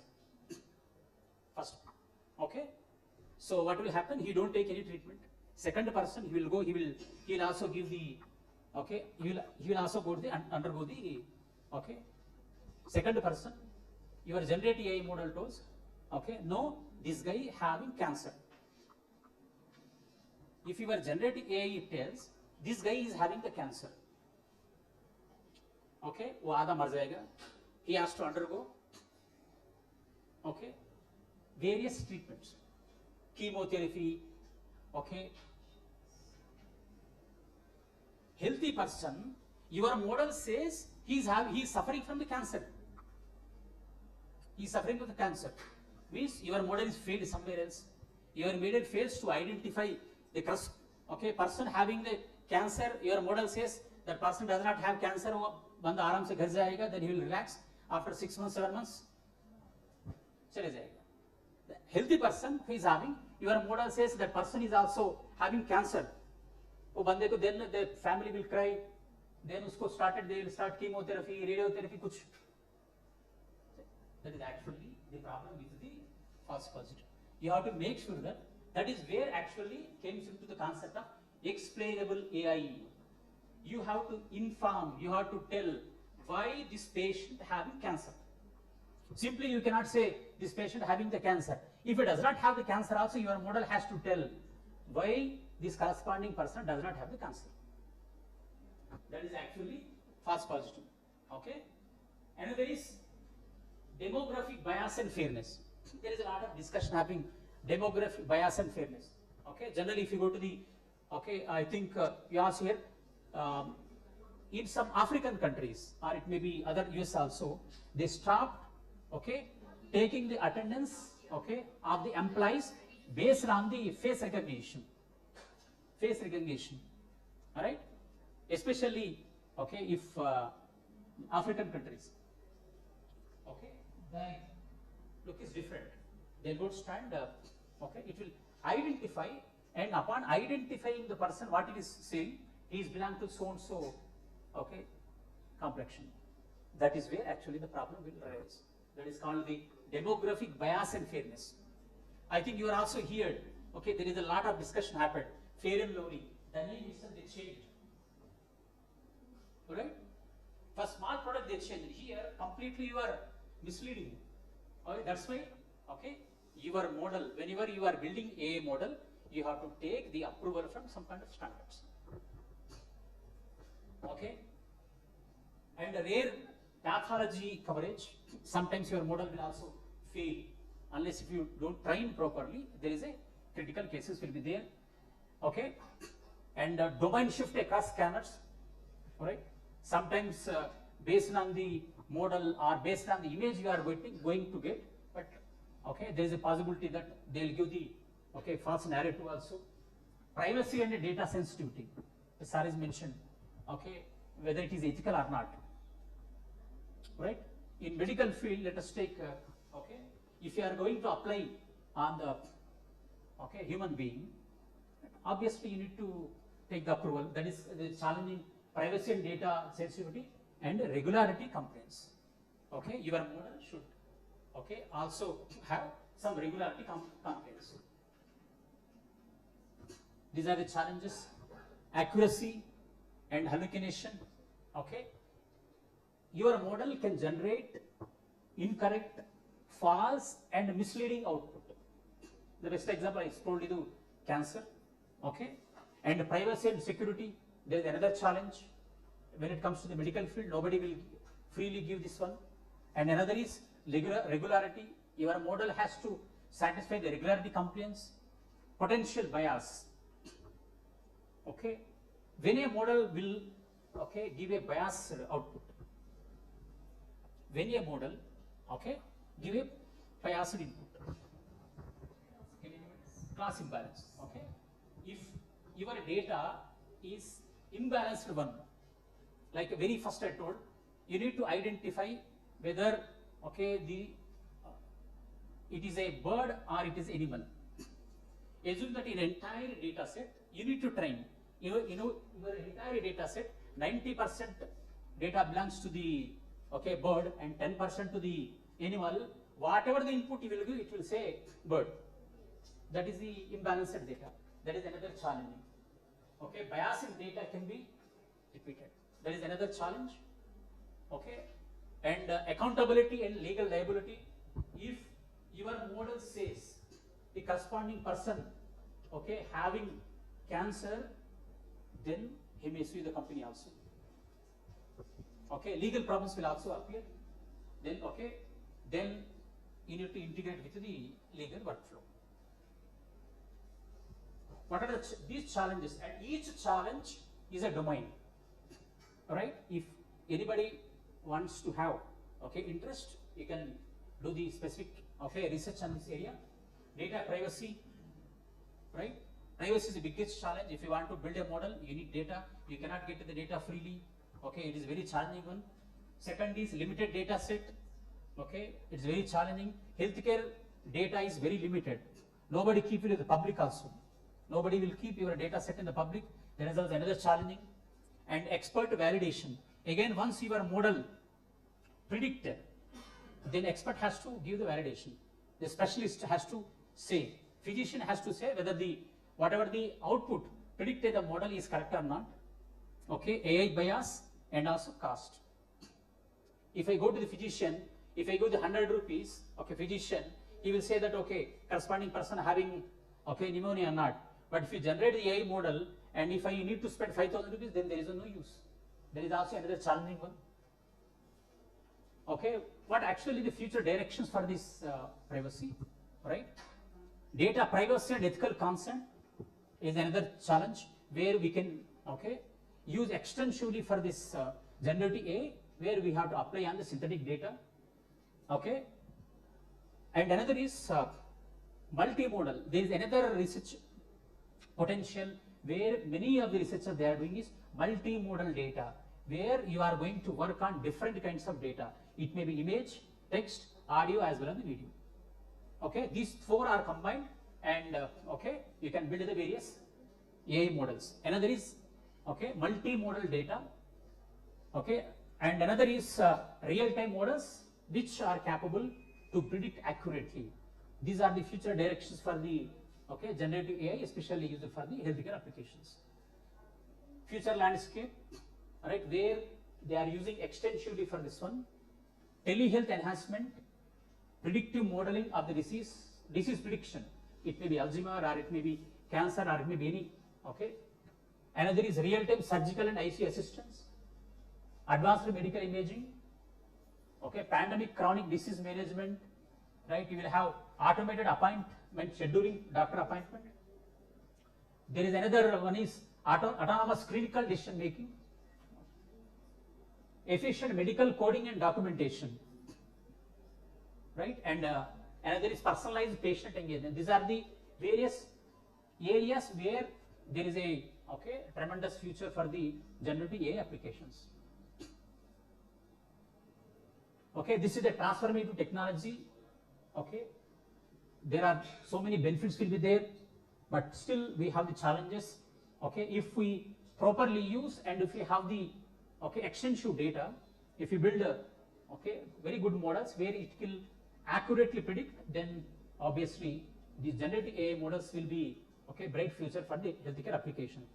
As a very beginning I mentioned, AI is not new, but because of the lack of models, because of the lack of data, okay, we have not used AI for several years. But now you will have the too much of data, plenty of data you will have. It may be YouTube, or it may be, let us take Facebook, or it may be Instagram, or it may be LinkedIn, or it may be, if you take Amazon, Flipkart, huge amount of data is there. Okay, where we can apply, okay, very good models for various applications, especially for the one. But only the challenging is here, limitation of the data. For limitation of data, okay, we need to create the synthetic data and we need to experiment. As I mentioned, okay, for MBBS student, every student cannot experiment with the one. Okay, they have to go for simulation. Here also, we need to build based on synthetic data, but at the same time, finally, okay, we have to make sure that the model has to be approved by some authorities. Okay, so the generative AI, okay, which revolutionized the, okay, medical image, and there is a lot of potential. Why? Because healthcare, okay, is a huge sector where the governments and industries are sponsoring crores of rupees. There is a lot of potential for the medical healthcare. earlier 5-6 years back, okay, nobody will take the healthcare policy. Now everybody is taking healthcare policy. There is a change of thought.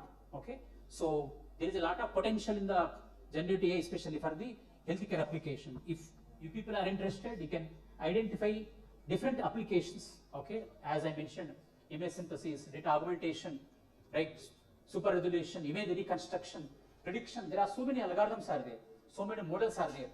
You can apply on various. It may be like Alzheimer's disease prediction, it may be cancer, it may be MRI, it may be rheumatoid arthritis. There are so many, okay, healthcare sector where you can do your research. Okay, so if you have any questions, I will take. These are the references I mentioned.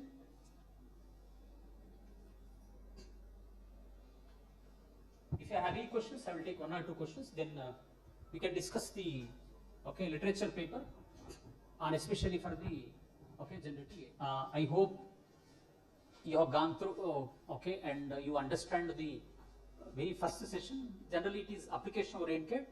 Okay, I hope you got at least 10 to 20% of whatever the sessions I delivered. I started from the scratch what actually AI and machine learning, deep learning, how deep learning models have been developed based on the artificial neural network. I also explained you how your brain is going to work, then models. Then I also explained what is actually generative AI, which is having 2 components, generator and discriminator. Generator generates the images, synthetic images. Discriminator has to identify, wo banda sahi bol raha nahi. It has to identify. Always there is a competition. Okay, always there is a competition. Okay, so they are the generative models, and again there are different kind of generative AI models are there. Like as mentioned, variation autoencoders, transformers, diffusion models. Based on the specific applications we will use. Okay, let us take, if you want to convert the image to text, okay, then I need to use a different kind of model, right?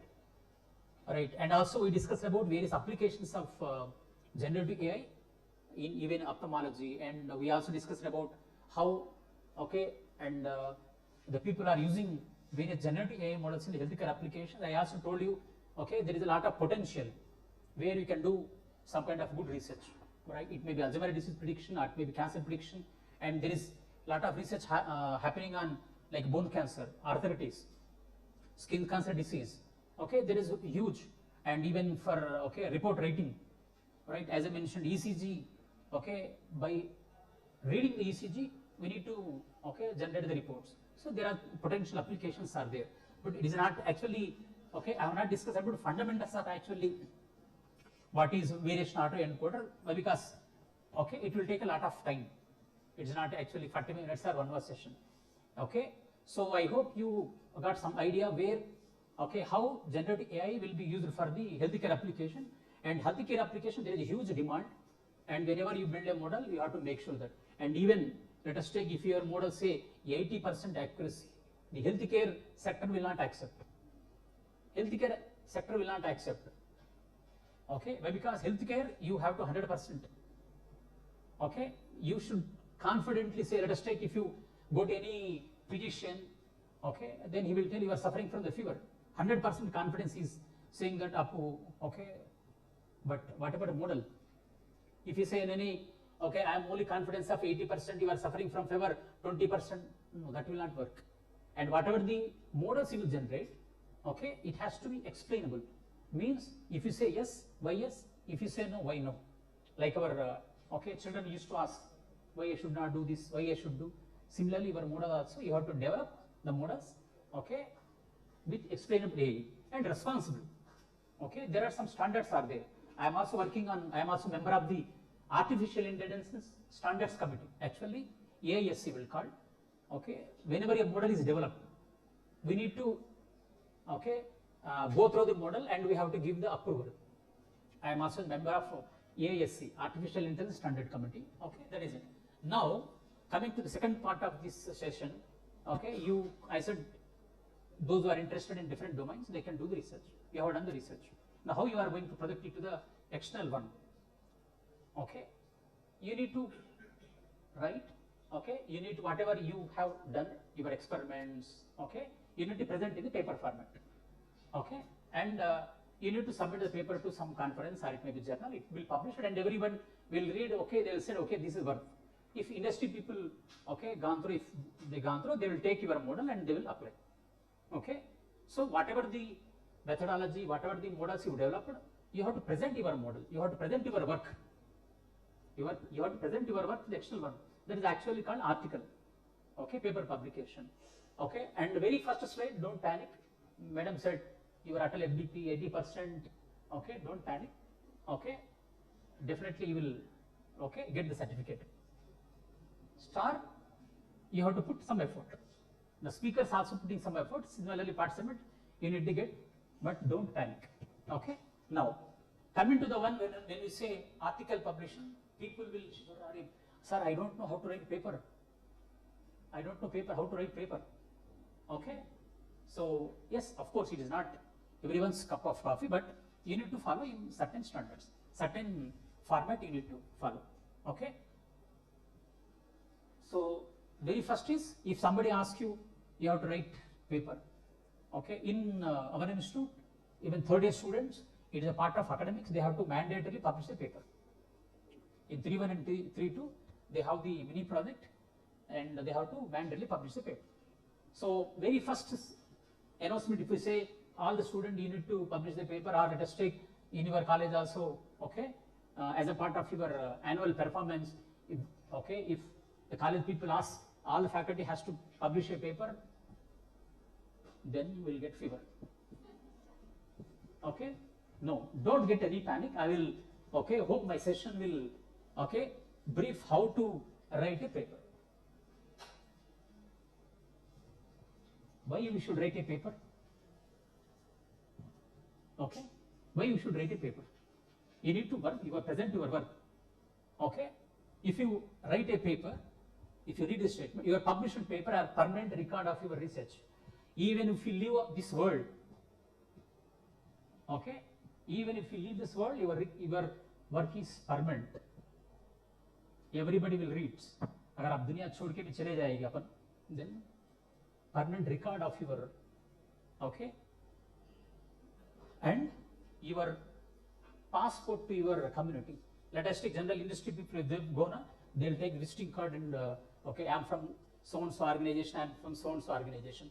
But if you, okay, let us take few researchers, they know what is the very first question they will ask. Let us take few researchers, they'll ask, what is your H index? What is your H index? Okay, what is your, how many citations you have?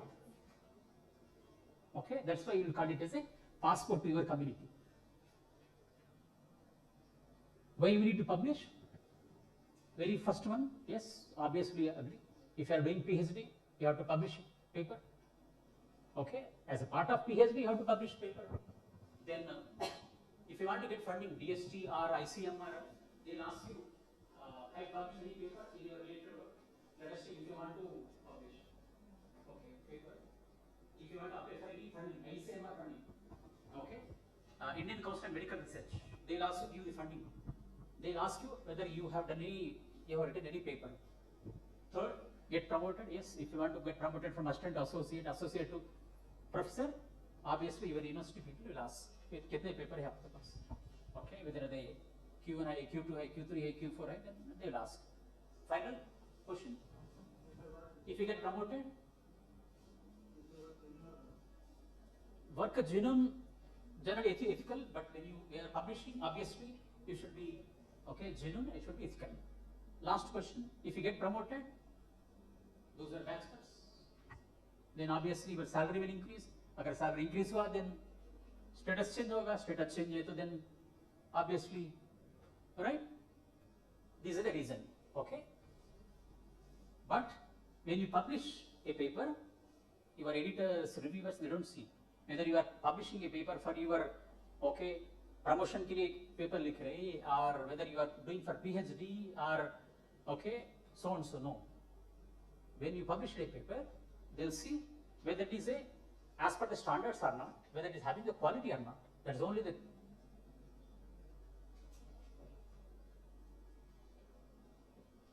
let us take your management say paper publish karo.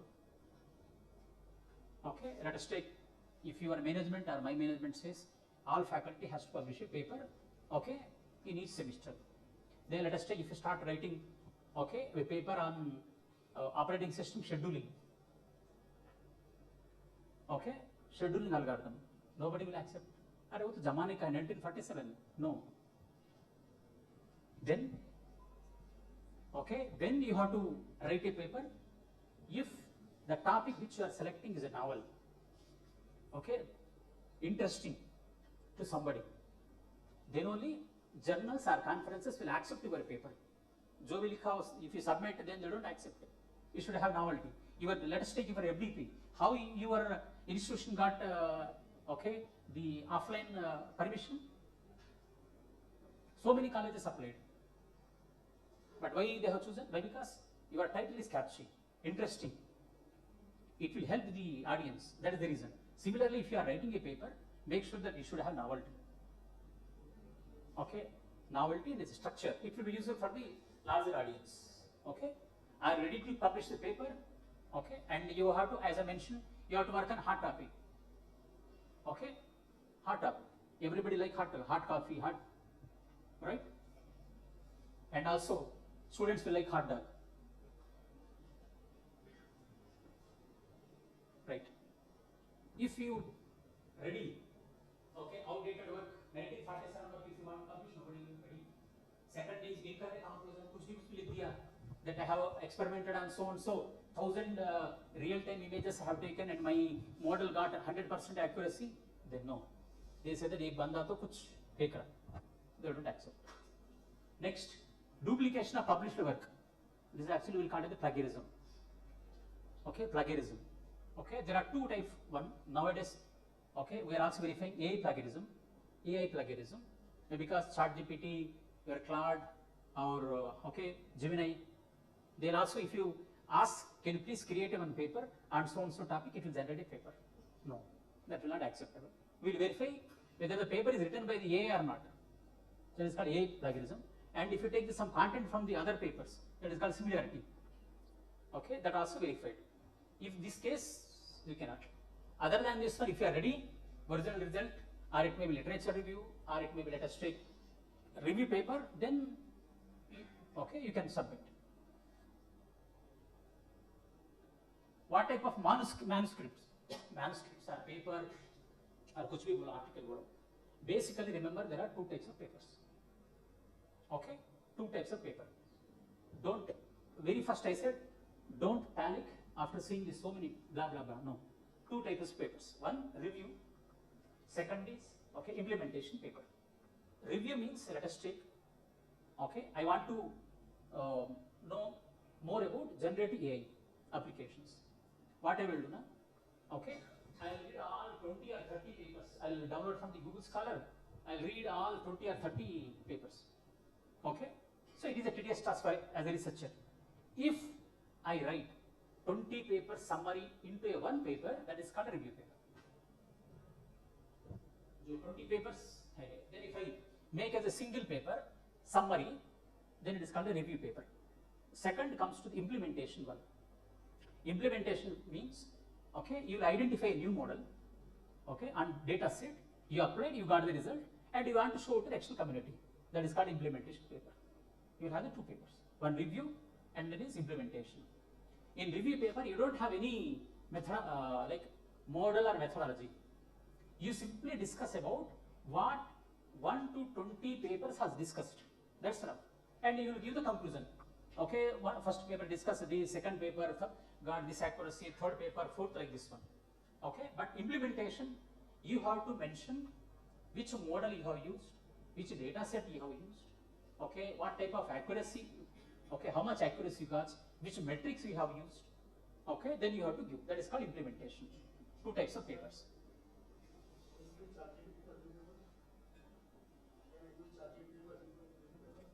No.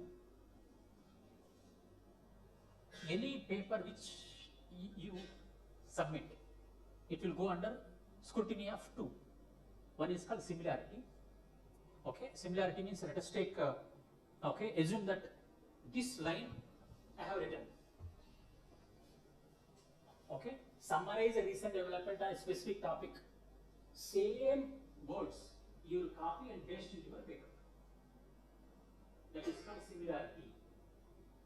Okay, continuous 6 or 9 words if you copy, then it is a plagiarism. That is called similarity. Will call. Your paper should not. You can take and you can rewrite. You can take and rewrite, but not exactly 6 or 9 lines. Now, to generate this para, if I ask ChatGPT, brother, can you please generate, okay, one para? If it generates, then same whatever the generated, okay, A generated paragraph you keep in the paper, that is called A plagiarism. A plagiarism should be 0. Few conferences will answer. Similarity 15 to 20%. But similarity A plagiarism. Don't use any, okay, AI tools to write your paper. Okay.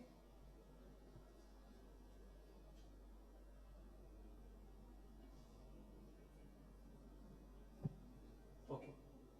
Before, let us take. Okay, I will show one paper also. Okay. After this one, I think. Right. This is the paper they have written. Generative artificial intelligence use in healthcare opportunities, clinical excellence and administrative efficiency. This paper letter, okay? The session also you need to go through the paper, you need to identify objectives, outcomes, okay? I quickly go through, I will not read because you are all, okay, familiar in reading the paper, okay?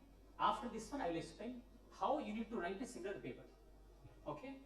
Here, generative artificial intelligence used in healthcare, blah, blah, blah, they have written. That's the title of the paper. Okay, we all agree. Okay, title of the paper. They will have the authors. Okay, this is a different structure. Title of the article, authors, again abstract. Okay, I will tell how to write the abstract also.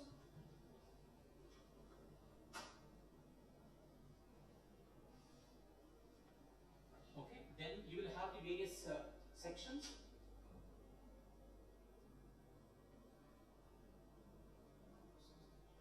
Clinical application they have mentioned, okay, surgical care, okay, then, okay, there are various sections are there. Last one they mentioned, okay, this is what type of paper? We don't find any methodology. Okay, this is a case study type paper. Okay, we identify title, abstract, okay, and some sections. Now,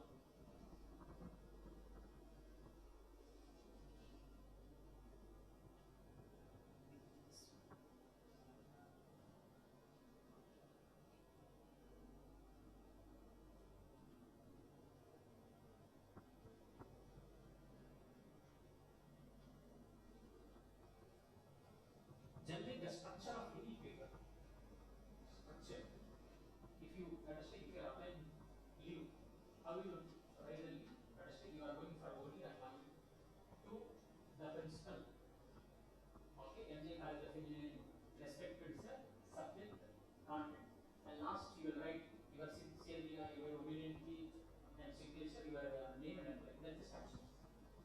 Okay, that is the structure where you are writing the letter, the common. You cannot sign on the top of the one signature, your sincerely, your obediently, you will write, and you cannot write to the principal what or no. There is a structure. Similarly, every article will have some structure. Okay? Title will have common. Authors, as I shown, abstract, keyboard, main text. Okay, main text. Okay. Here, main text, how you are going to remember is keywords. IMRA. Okay, remember the keywords. Your entire paper, okay, you have to fit into these keywords. I stand for introduction. IMRAD, introduction. M for methodology. Okay. R for results. And last is discussion. R will call it conclusion. Okay. These are the main and crucial one. Introduction, method, result section, and discussion. And apart from that one, you will have generally, okay, if you want to wish, you can keep the optional acknowledgements, references mandatory. Some journals or conferences, they will have supplementary data. Let us take, if you said, I have experimented on real-time images I have taken from so-and-so National Hospital, the journal will ask, can you please send the images? Okay? Then you need to, in general, 90% cases, they don't ask supplementary. Okay? Like we call an example. This is paper structure. Every paper will have writing. Okay, I will share the PPT, no problem. There is no copyright. No need to take the photos. I will give presentation. Next is authors, abstract. Then keywords. Why we need keywords? I also tell. Then you will have the main text. Main text. Okay, IMRAD. Introduction, methodology. Okay, then results and discussion. If you can observe the fish one, which part generally, if okay, you are a non-vegetarian, if you like fish, which portion? Huh? Let us take your family member. Okay, let us take आपके madam आपके लिए fish लेके आए. Okay, fish लेके आए. Which portion you like? If you take here, this portion generally you will not eat. Yes or no? Yes. Yes. Okay. Head. उधर देखो black, blue margin I have kept. Okay, head. Right? And this is actually important. Okay. From either side. In your paper also, okay, this main portion is important. Introduction, methodology, results and discussion. If you take a paper which is similar to your fish, okay, they are also important title, but main is this is, okay. Now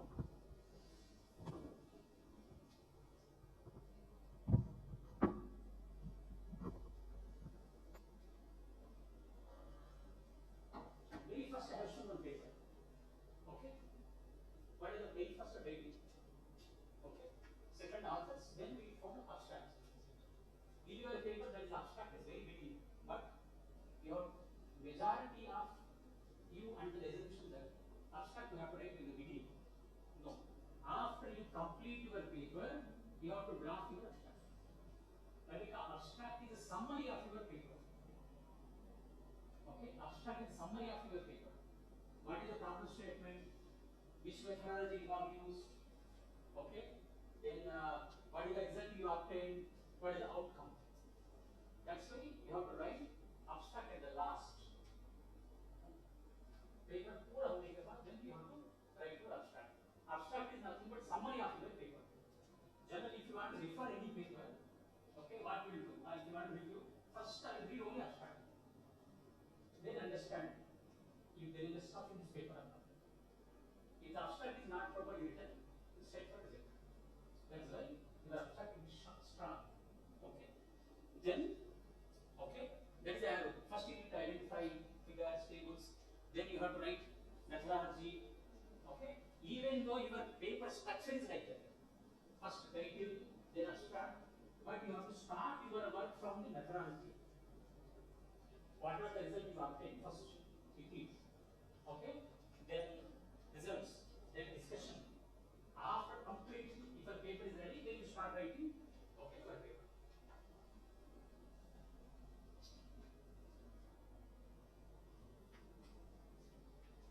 Okay.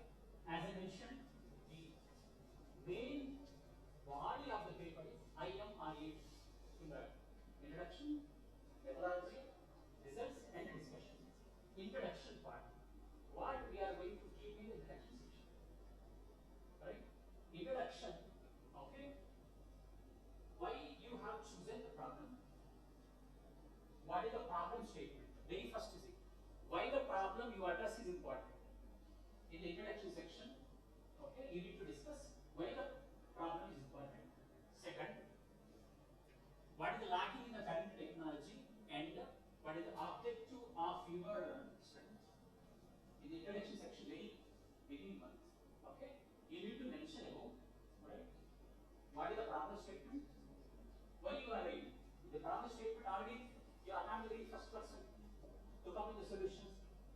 before you from 1947, many researchers they have developed algorithms. You are not the first one. But why you should refer your paper? Why you should refer your paper? First, what you will do, let us take, okay, I am writing one paper on, assume that, okay, underwater object detections. Underwater object detection, you need to identify what is object under sea.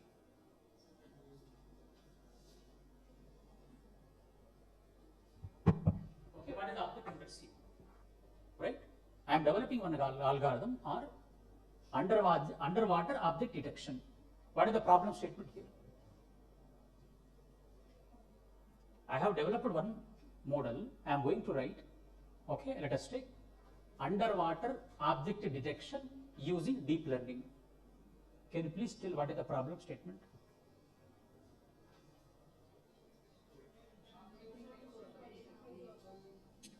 Underwater object detection is your problem statement. To identify the object under sea is the problem statement. Okay? Then I mentioned underwater object detection using deep learning. What is the methodology you are using? Deep learning. What is the outcome you have to mention? Okay, I have used so and so model. It may be CNN or it may be so and so. I have used my model got 90% accuracy. That is outcome. Your objective is to build a deep learning model for underwater object detection. That is your objective. But what is the problem statement? Underwater object detection is a problem. Manually it is very difficult. Okay. So here you need to mention in introduction part. What is the problem statement? Problem statement is underwater object detection. Second, okay, why I need to refer your paper? You are not the only one scientist where you are writing papers. You need to mention. Okay. Third, what are the objectives? This you need to keep in the introduction section. Second, methodology. If you want, you can also include another section called as literature survey, where you need to mention, okay, before you, how many, okay, authors they published the papers, okay, and which data set they have used, which methodology they have used, what result they obtained. You can, if you want, you can also include second section called literature survey. Third, second is methodology, which is important. Now in the methodology section, okay, you need to briefly describe about what methodology you are going to use, which data set you are going to use, okay, which metrics we have used, okay, generally which metrics we will use to measure the performance of a model in machine learning. Let us take, assume, okay, if a mother asked me to bring, okay, milk packet, okay, I'll go to the shop and I'll ask, can you please give me 1 kilo of milk? What I'll mention? 1 liter. That liter is a metric. Liter is a metric. Here you developed a model. You need to measure the performance. You need to measure the performance, means how your model is working or not. We have the various metrics: accuracy, precision, recall, okay, F1 score, treatment score. These are various metrics. Okay, that also you need to mention in the methodology section. Okay, and what are the features you have taken? Let us take, if you are working on heart disease prediction, you have the data set, you will apply model. Okay, your model has to tell whether the corresponding person will have the heart disease or not. But what features you have taken? How you say that? Generally, how you identify whether a person will get a heart disease or not? One is BP. अगर बंदे को BP है नहीं है, if you have 140 by 100, there is also one parameter, sugar, okay, BP, okay, sugar, and also cholesterol, okay, and also D vitamin. D vitamin is also, okay, one factor where it will lead to the heart disease. Age, okay, if generally as per study, 45 years for men and 55 for women. Okay, but women, there is a lesser chance for women will get a heart disease. Do you know why? Majority men will get heart disease. Banda pressure dal ke bakar. If any pressure is there, generally that is the fact actually. Okay, ladies will cry. right? Males will not cry. Banda pressure daba daba daba ke ekdam ticket. Okay? Age, gender, okay, BP, these are all features. So similarly, in your methodology, you have to clearly mention which features you have taken, which data set you have taken, okay, which model you have taken, which metrics we have taken for implementation of the paper. Then result section, you need to briefly write, okay, saying that I have used so and so model, okay, this model, okay, obtained an accuracy so and so, this you need to mention in the result section. And discussion, generally result and discussion will be combined. Once you got the result, you need to briefly mention, okay, let us take your model got 70%, 70% accuracy. That also you need to mention clearly. Why you got 70% only? Is it because of your model or because of the data set that you need to mention? It may be model or it may be that clearly, okay?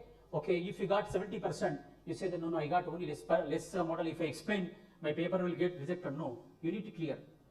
Because of so and so data set, my model got, okay, 70% accuracy. If the data set is pre-processed properly, then there is a chance that we will get the higher accuracy. That you need to mention in the discussion section.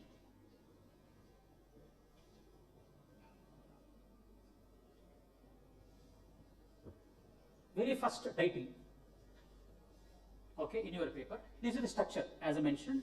IMRAD, you please remember, introduction, methodology, okay, result and discussion. Introduction, you need to mention why you are writing paper, what is the problem statement, why you are writing, what is the objective. Methodology, your model, your data set, your measures, everything. Result, once you got the result, you need to briefly, okay, explain the result. Now, in the very first one, you have the title I have shown, title of the paper. But generally, okay, your title of the paper is also one factor where your paper get accepted or rejected. You cannot write 2 lines or 3 lines of title. If you can observe here, okay, this is the title. Does vaccinating children and adolescents with inactivity influenza virus inhibit the spread of influenza in, okay, unimmunized residents of rural communities? A title. If you write title, they will not accept. Title should be crispy, okay, and it should carry the weightage, okay. Okay, again, see, effect of, if you can modify the title, effect of child influenza vaccination on infection rates in rural communities, a randomized trial. You got your paper, got accepted. Title will also play a role. The lamba soda, 2 lines, 3 lines, then nobody will show interest. Keywords. Why we use keywords? Keywords nothing but a prompt. Let us take in your, if you are familiar with the ChatGPT or, okay, prompts, whatever the instructions we will give, we call it prompts. Why we use keywords in a paper? For searching. Let us take, if you want to read one paper on generative AI, okay, in healthcare applications, you type generative AI in healthcare. Okay.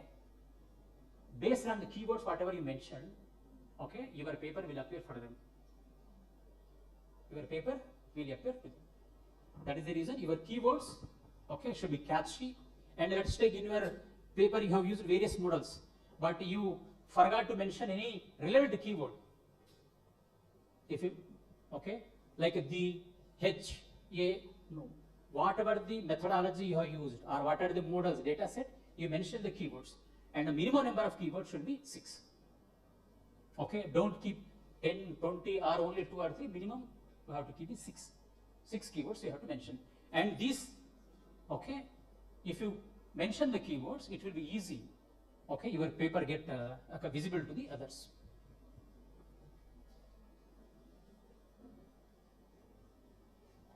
Okay, abstract. As I mentioned, abstract is the summary of your paper.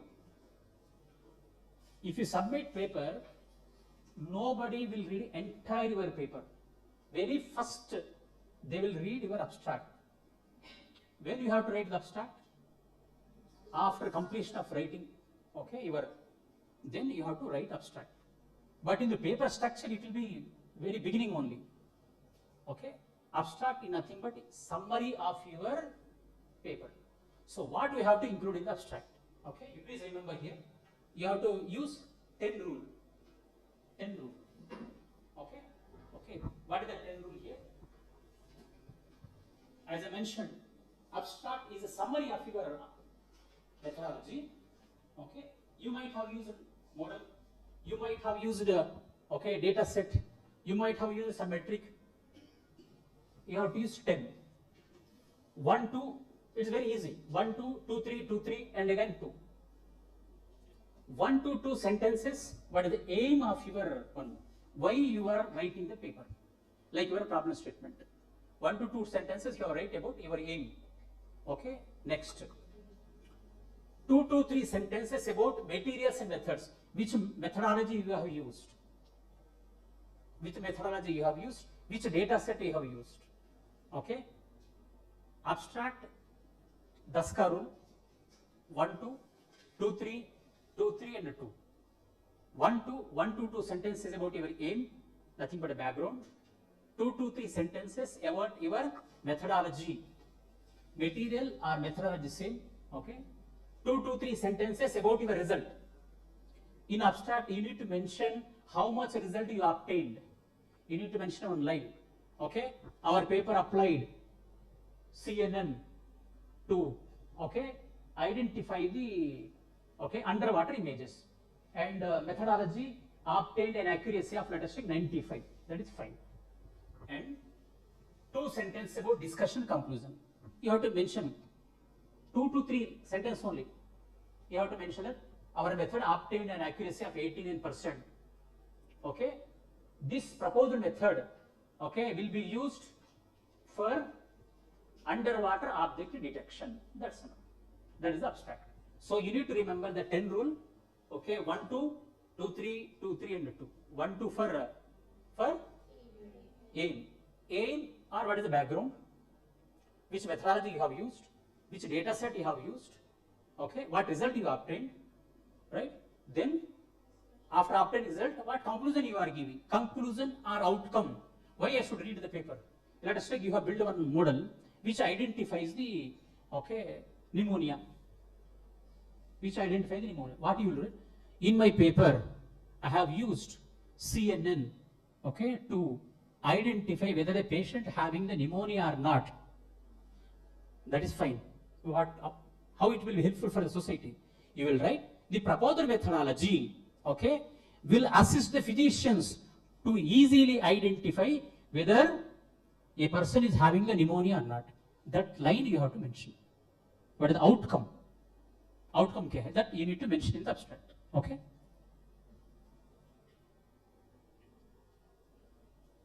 This is abstract. Okay, if you can observe, this is abstract from my paper. See, I said aim. Why you are writing the paper? What is the background? Okay, what is the problem statement? We need to mention. Then we need to mention, okay, what methodology you have used. If you can read the first one, a pandemic disease, COVID, has caused, okay, trouble worldwide by infecting millions of people. That is the problem. That is the problem statement. Okay, COVID infected many people. Then, okay, this increase in the number of AML studies and diversity in solutions. Here I am mentioning, see, there is a gap because there is no comprehensive review study. Okay, this study systematically analyzes, summarizes related studies. I identify the problem, I identify the gap. That's why I clearly mentioned. Okay, what gap mentioned? Because there is no comprehensive study. I identified the gap also. And I came with my different methodology. What is the methodology? Okay, finally, 264 studies were taken into account. Okay, these research can be regarded as a key element for epidemic and transmission prediction, diagnosis and detection of drug discovery. 6 research questions are explored with 50 AML approaches. Okay, it also covers AML method in drug development, so and so. We identified the problem, we came with the solution. Okay, we said what is the methodology we have used, we mentioned the conclusion also. This should be in the abstract section. Okay. Next, I mentioned in your main paper, IMRAD is important. Abstract is nothing but a summary. Okay, you need to summarize. Coming to the introduction section. Okay, before introduction, if you can observe the left-hand side image. Can anyone tell that image? Okay, in a fish image, okay, your main context of the paper is body, head, tail. Generally, we don't use. There is a part. Now here, the very first is introduction. If you can observe the left side, what is that image? Why we mentioned here?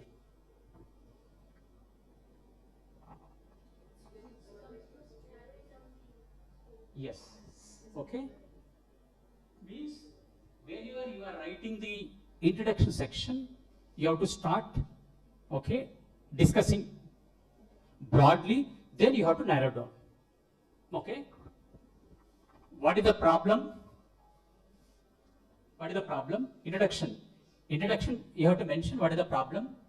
Are there any solutions are there? Okay. If solutions are there, which best one? What are the limitations are there? Then how you are going to improve? Okay. Now, from starting here, let us take, if you are writing on one paper, okay, same, let us take underwater object detection using deep learning techniques. Underwater object detection using deep learning techniques. In introduction section, you have to broadly discuss about, okay, underwater object detection. Then you have to discuss about what is deep learning. Then you have to discuss about underwater object detection and deep learning, how these are integrated. Then finally, in the fourth para, you have to mention, yes, okay, as deep learning has been integrated with the underwater object detection, in my paper, we are going to come, okay, with this so-and-so methodology. That narrow down you have to come. From general to the specific. Problem statement, okay, then slowly you have to mention, okay, then finally you have to mention about, okay, your methodology or objectives.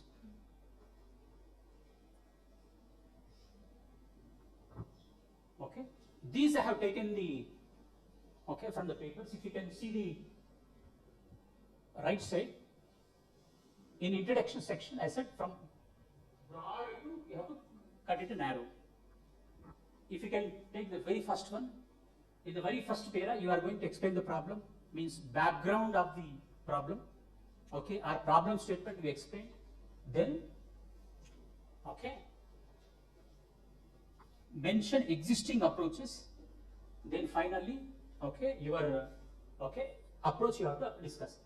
See, this study mainly focuses on different AML techniques that were applied for the COVID-19 outbreak. This study highlights the reasons for applying AML techniques to the pandemic. This study explains data because it is a literature. Generally, we are mentioning about one. Otherwise, you have to mention this proposed methodology. Okay, these three are the example. Very first one you can see. First, you explain the problem, background. Background होने के बाद, then you have to mention what is the existing solution. Okay, then you have to mention what actually your contribution. Your contribution is you have to describe your approach. This review research gives direction to researchers. See about the various repositories available for COVID-19. This is for the introduction section.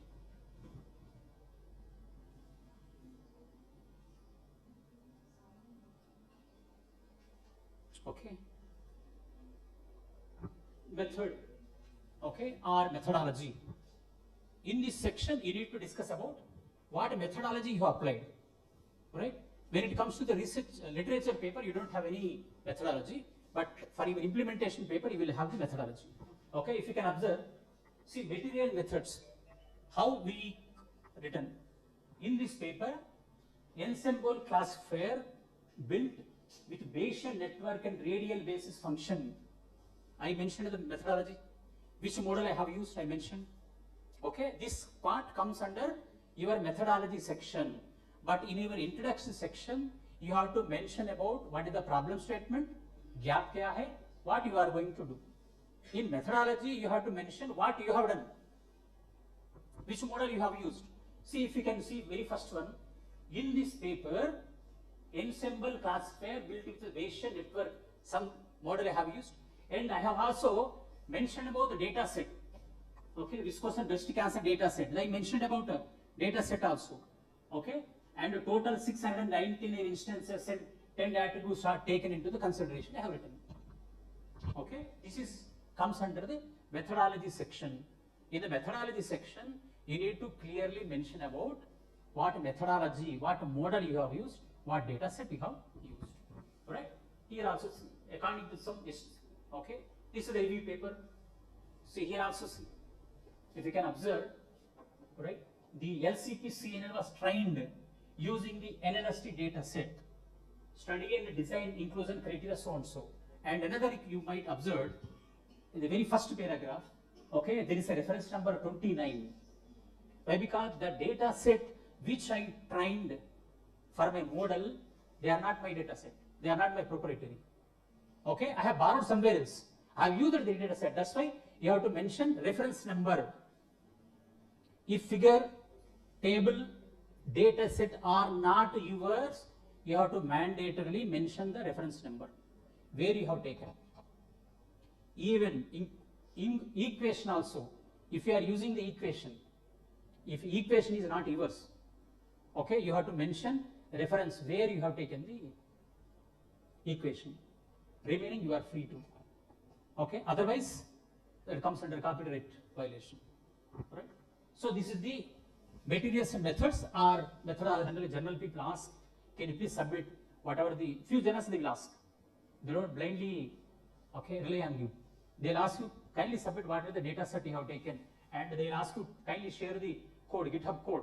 They'll ask you to put your code, entire code in the GitHub, share the GitHub link.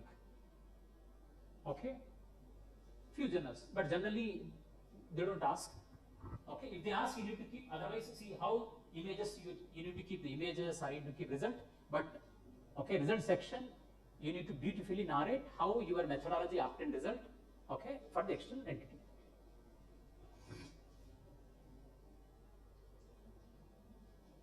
Figures and tables.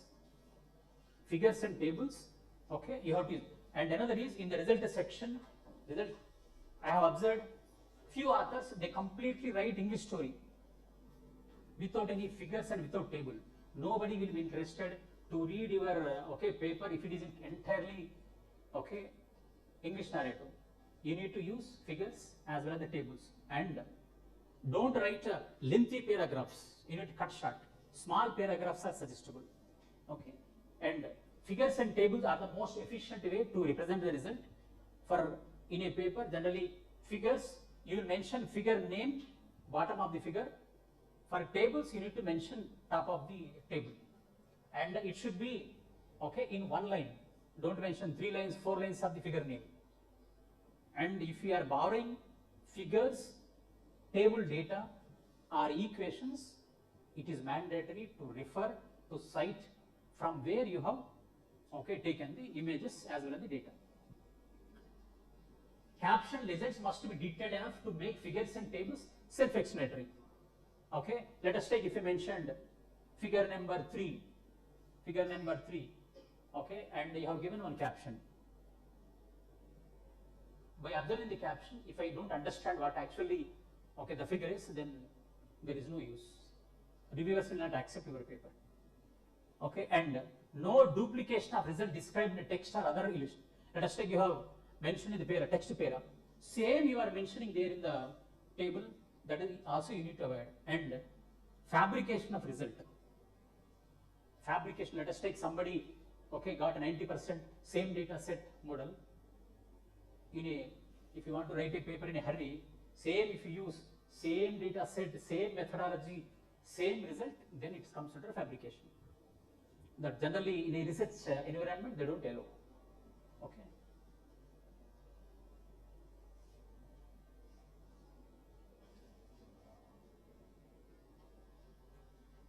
Okay, discussion. Then if you want, you can keep a separate paragraph for the discussion, or you can combine result and discussion. Once you write, you need to briefly explain how you apply the methodology, okay, how you, which tools and technologies you have used, what are the parameters. Let us take if you applied some deep learning technique, you need to mention how many hidden layers you have taken, which testing strategy you have taken, whether it is a full training set or whether it is a cross validation. Okay, if it is a full training, how much percentage you have taken for training, how much percentage you have taken for testing. If you have taken the cross validation, how many cross validation techniques you have taken, whether it is a 5 cross validation or you have taken the 10 cross validation. Everything you need to mention in the discussion section. Result you presented, you said okay, I got an accuracy of let us take 90%. 90% kahan se aa gaya? Which testing strategy you have used in? Whether you have used a full training set or whether you have used the cross validation. You said I have used 90% training and 10% testing. Gaya. 90% training, testing you have not done properly. Then they don't accept it. Okay? Clearly you need to mention how you got the result. And you need to mention confusion matrix, everything in the discussion section. And another is, once, in the discussion section, you need to compare your methodology with other methodology. You already published it. Okay? You already published it and you got a result. You need to compare with other methodology. Don't assume that he got 90%, I got 85%, no problem, you compare. You honestly said, okay, this is the problem of the data set, this is the problem of the model, but you need to compare with the existing techniques also. That is one of the mandatory in your literature paper.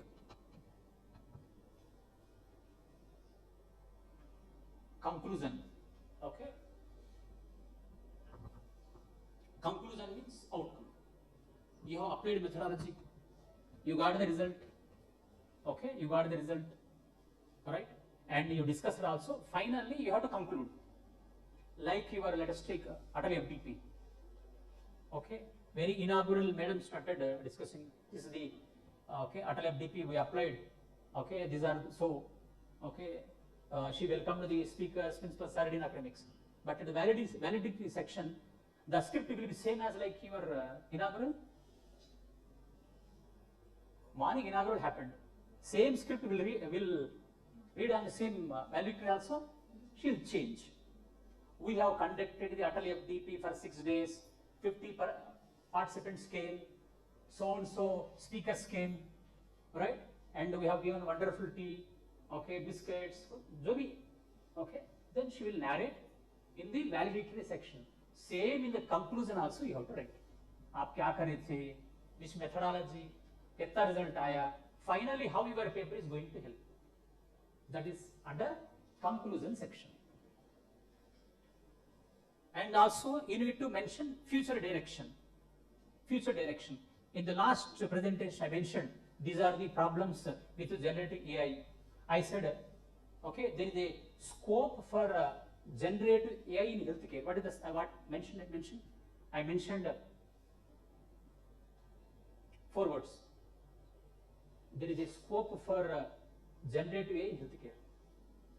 What data set you can use? Further research direction. I mentioned one word. Before tea break, after tea break. After tea break, उड़ गया. Multimodal data set. Multimodal. Generate AI will generate text, image, audio and video. If you can combine 4, okay, for your generative AI application, there is a lot of scope. Okay, that is the research direction. Here in your paper also, conclusion and research direction, you mentioned I have done only on the image data set. Okay, there is a scope for multimodal data set. That way you can mention, that is future direction.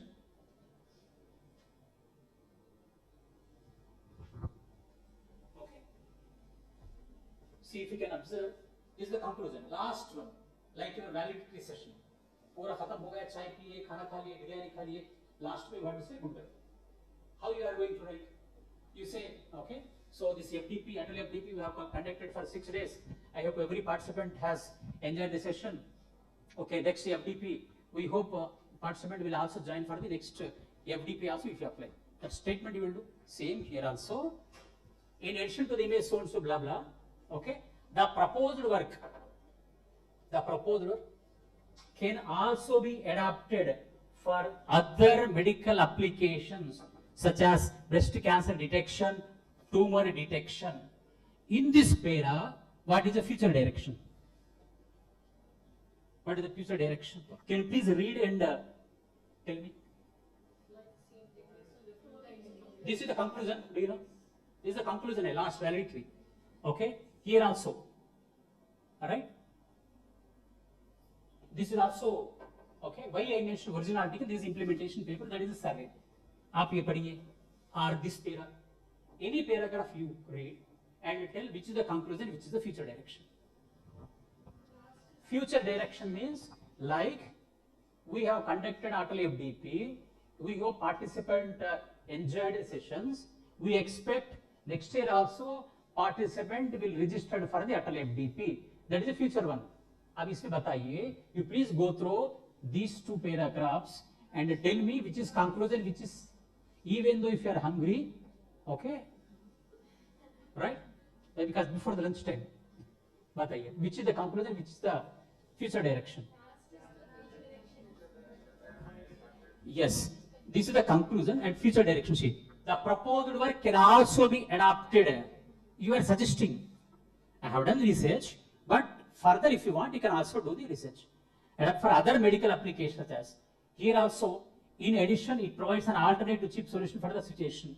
Developing where testing kits are not available, expensive to conduct standard, so and so. Okay, that is conclusion as well as the future direction. Both for your survey paper and also for, okay, implementation paper.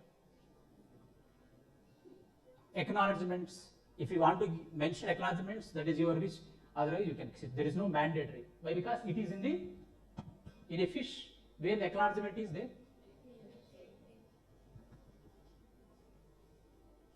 References, okay? References, as I mentioned, if you are borrowing any data, images, tables, you have to refer, okay? You have to cite, okay? Like different formats are there. Within the square bracket, you will mention 1, 2, 3, 4. For journals, the format will be different. But you have to mention where you have taken the text reference, okay? Reference is mandatory. And there are, if you go to the Google Scholar, there are different citations will be there. MLA technique, Harvard technique, there are so and so. Depending on the conference, depending on the journal, you have to cite. Okay. There are other tools also available where you can automatically extract the references. This is citation. MLA, APA, Chicago, Harvard, Vancouver. These are the various okay, references. Citation techniques. Citation, if a paper is published, okay, if you want to refer, if you want to keep that citation in your paper, these are the various citation techniques. These you will get from the Google Scholar. Google Scholar type one title, okay, the title will appear, there you will have one, okay, word called cite, CIT double quotes. Click, this pop-up window will appear. Okay, this is called a citation.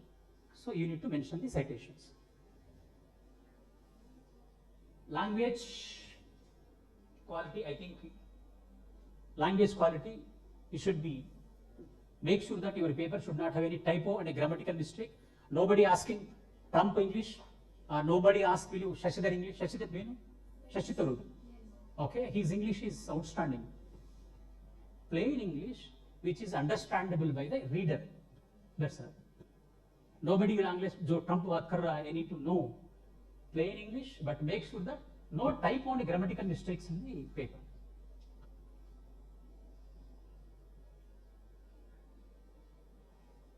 Another, you have written paper hard work 6 months, 7 months, okay, but is also rejection is also part of life. Yes, nobody is perfect. Even my papers also get rejected. Okay, what is the reason? If you write, there are so many. Paper does not fit within a journal scope. Let us take journal is International Journal of Computer Science. You are doing electrical. If you submit, obviously they will reject. If the journal is, let us take healthcare. If you submit agricultural data, they will reject. And findings cannot be generalized. You assume, I have conducted 1,000 data set taken from the Yashoda hospital, so and so. In future, it will be useful. नहीं. जो छूमंतर नहीं चलेगा. They'll say, नहीं ये कुछ में दाल में काला है. They'll reject. Results do not clearly show practical, clinical, or theoretical implications. That's why result and discussion section should be strong. Okay, you need to critically mention. Wrong methodology was used. Okay, I think 10 years back, one of the student from MJ, okay, her name is Nabila Farnas. She did MTech under me and she published on paper. Okay, intrusion detection system using random forest. We have modified the algorithm, we published, which got highest number of citations, 900 citations as of now, that one paper. Now if you write after 10 years, if you come with the same random forest algorithm for intrusion detection, then obviously they reject. 10 years back it is different and now it is different. Okay, and wrong methodology, you cannot use same methodology. Like, let us take images. You are using image data, and let us take, if you want to use some random forest or some KNN, you say I applied KNN on the image data set. And how you applied? How you extract the features? I said, yes, I applied, I got result. No, that is wrong methodology. The result. Manuscript poorly written, including spelling errors, sir. Okay, you can use Grammarly, where it will, okay, make sure that you don't have a typo and a grammatical mistake. You can use.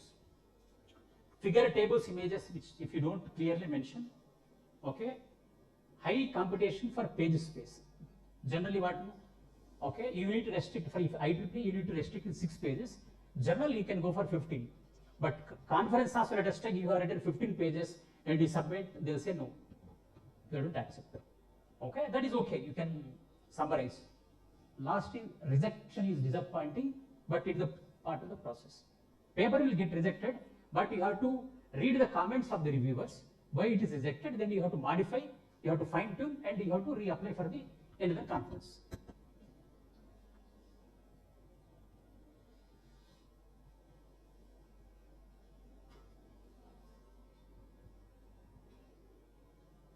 Okay, plagiarism, as I mentioned, similarity AI, okay, where they can do plagiarism. Even if you use other work images also, that will come under plagiarism. Table name, figure name, okay, values, fabricated values, that all comes under the plagiarism.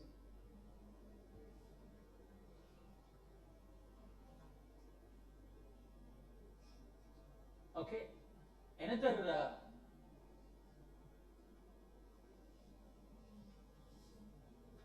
predatory journal. You know, generally, if you are not familiar with the journal submission process or not, okay, there are some victims. Even though we are from the teaching fraternity, we used to tell the students, then we'll find the trap of predatory journal. Okay, let us take International Journal of Computer Science. Let us take IJCET. Website IJET. Name, same name. International Journal of Computer Science. Same name. Okay, then it is a fake. And how, another method, how you are going to identify the predatory journal? Okay, they'll ask you, submit your paper through mail ID. They'll give mail ID, submit your paper to mail ID, through mail ID. Then you have to understand that it is a predatory fake journal. Okay, and another is, you need to verify, okay, in Scopus index with ISSN number. Your original journal will have some ISSN number, right? Number will be given. Every book, every conference, okay, will have some ISSN number, right? So that ISSN number you have to verify in the Scopus. If it is not there, then you have to assume that it is a fake journal, right? Or predatory journal. Blindly if they ask you, okay, submit the paper within 24 hours, your paper will be reviewed. Galat hai, fake. Okay. If they ask you to submit your paper through mail, fake. Don't submit it. If it is not there in the scopus, it is also fake. Right? You should be very careful. So because when you are you need to journal for obvious you need to pay the amount. If you pay after that one, gaya, he will not respond.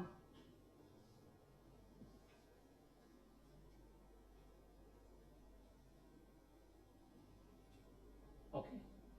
Legitimate peer review. They said, as I mentioned, submit the paper within 24 hours. Will paper will be accepted? No. No paper will be reviewed within 24 hours.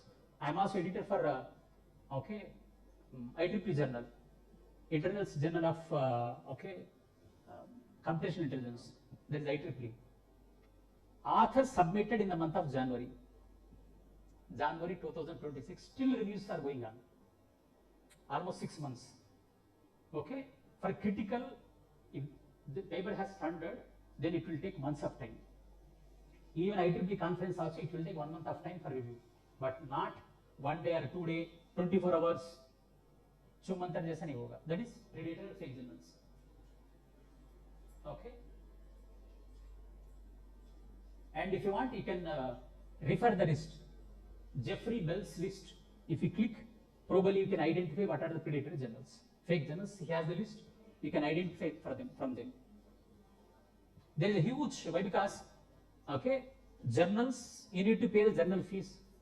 Anyone can start one journal, you, me, everybody. Only thing is I need to have one website. I need to have account number, close. That's why you should be careful when you are submitting the papers. Another. Okay. Impact factor of the journal. How you are going to identify the impact factor? Okay. Generally, okay, nowadays every home will have different four units. One will have ambassador, another will have Kia, another will have different models. Right? You have ambassador, you have Kia, you have Innova, you have, let us take another vehicle. Different vehicles will have different standards. Okay, when you go to showroom, then you will ask how much mileage it will give, whether it is having the different one. Same journals also, journals will be measured based on the impact factor. Impact factor. Okay, so how they are going to calculate the impact factor? In journal, we'll publish a paper. I'll explain you. Okay, let us take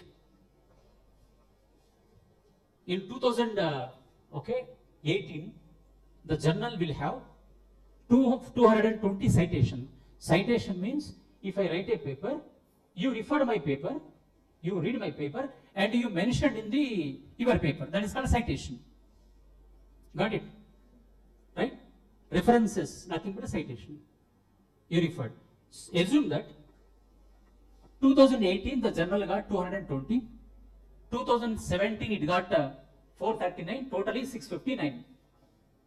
Okay, journal citations. Number of items published, how many papers they published? 2018 128, 2017 they published 145. Number of papers are different, citation is different. Okay, so that is 273 papers published by the journal in 2 years. 273. How many citations it got? Means public referred their papers. How many? 659 people, they referred their paper. That is called citation. Okay, now impact factor is 659 citations by 273 papers. So it is coming around 2.41 impact factor. Right? We can assume that okay, it is a good journal. Because more people has referred the journal papers. These are the various sites where you can identify the right journal. Clarity Analytics, and another is Elsevier, Springer, and also Scopus. Okay, these are the various sites where you can identify journal. If you post your abstract, and you can also easily suggest the right journal. These are the various websites.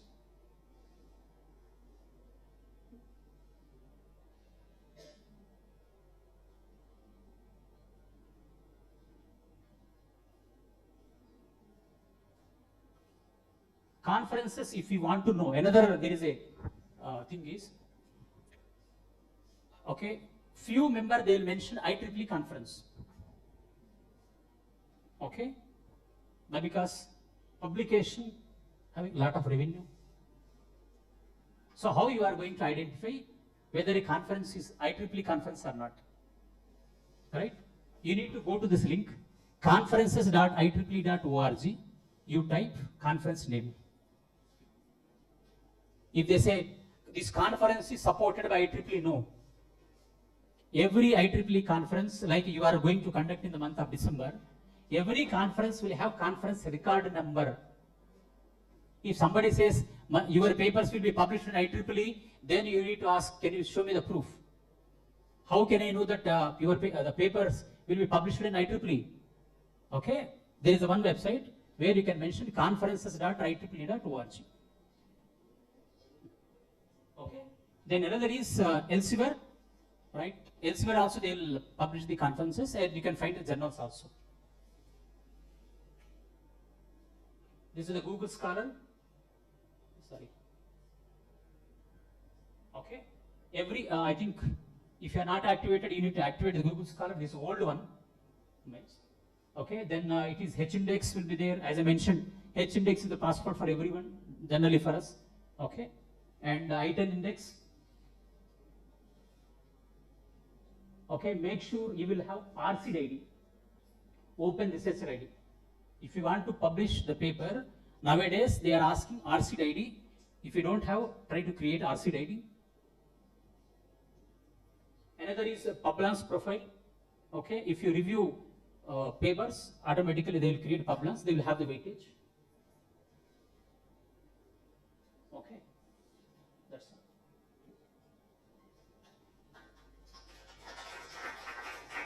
You can write mail to me, right?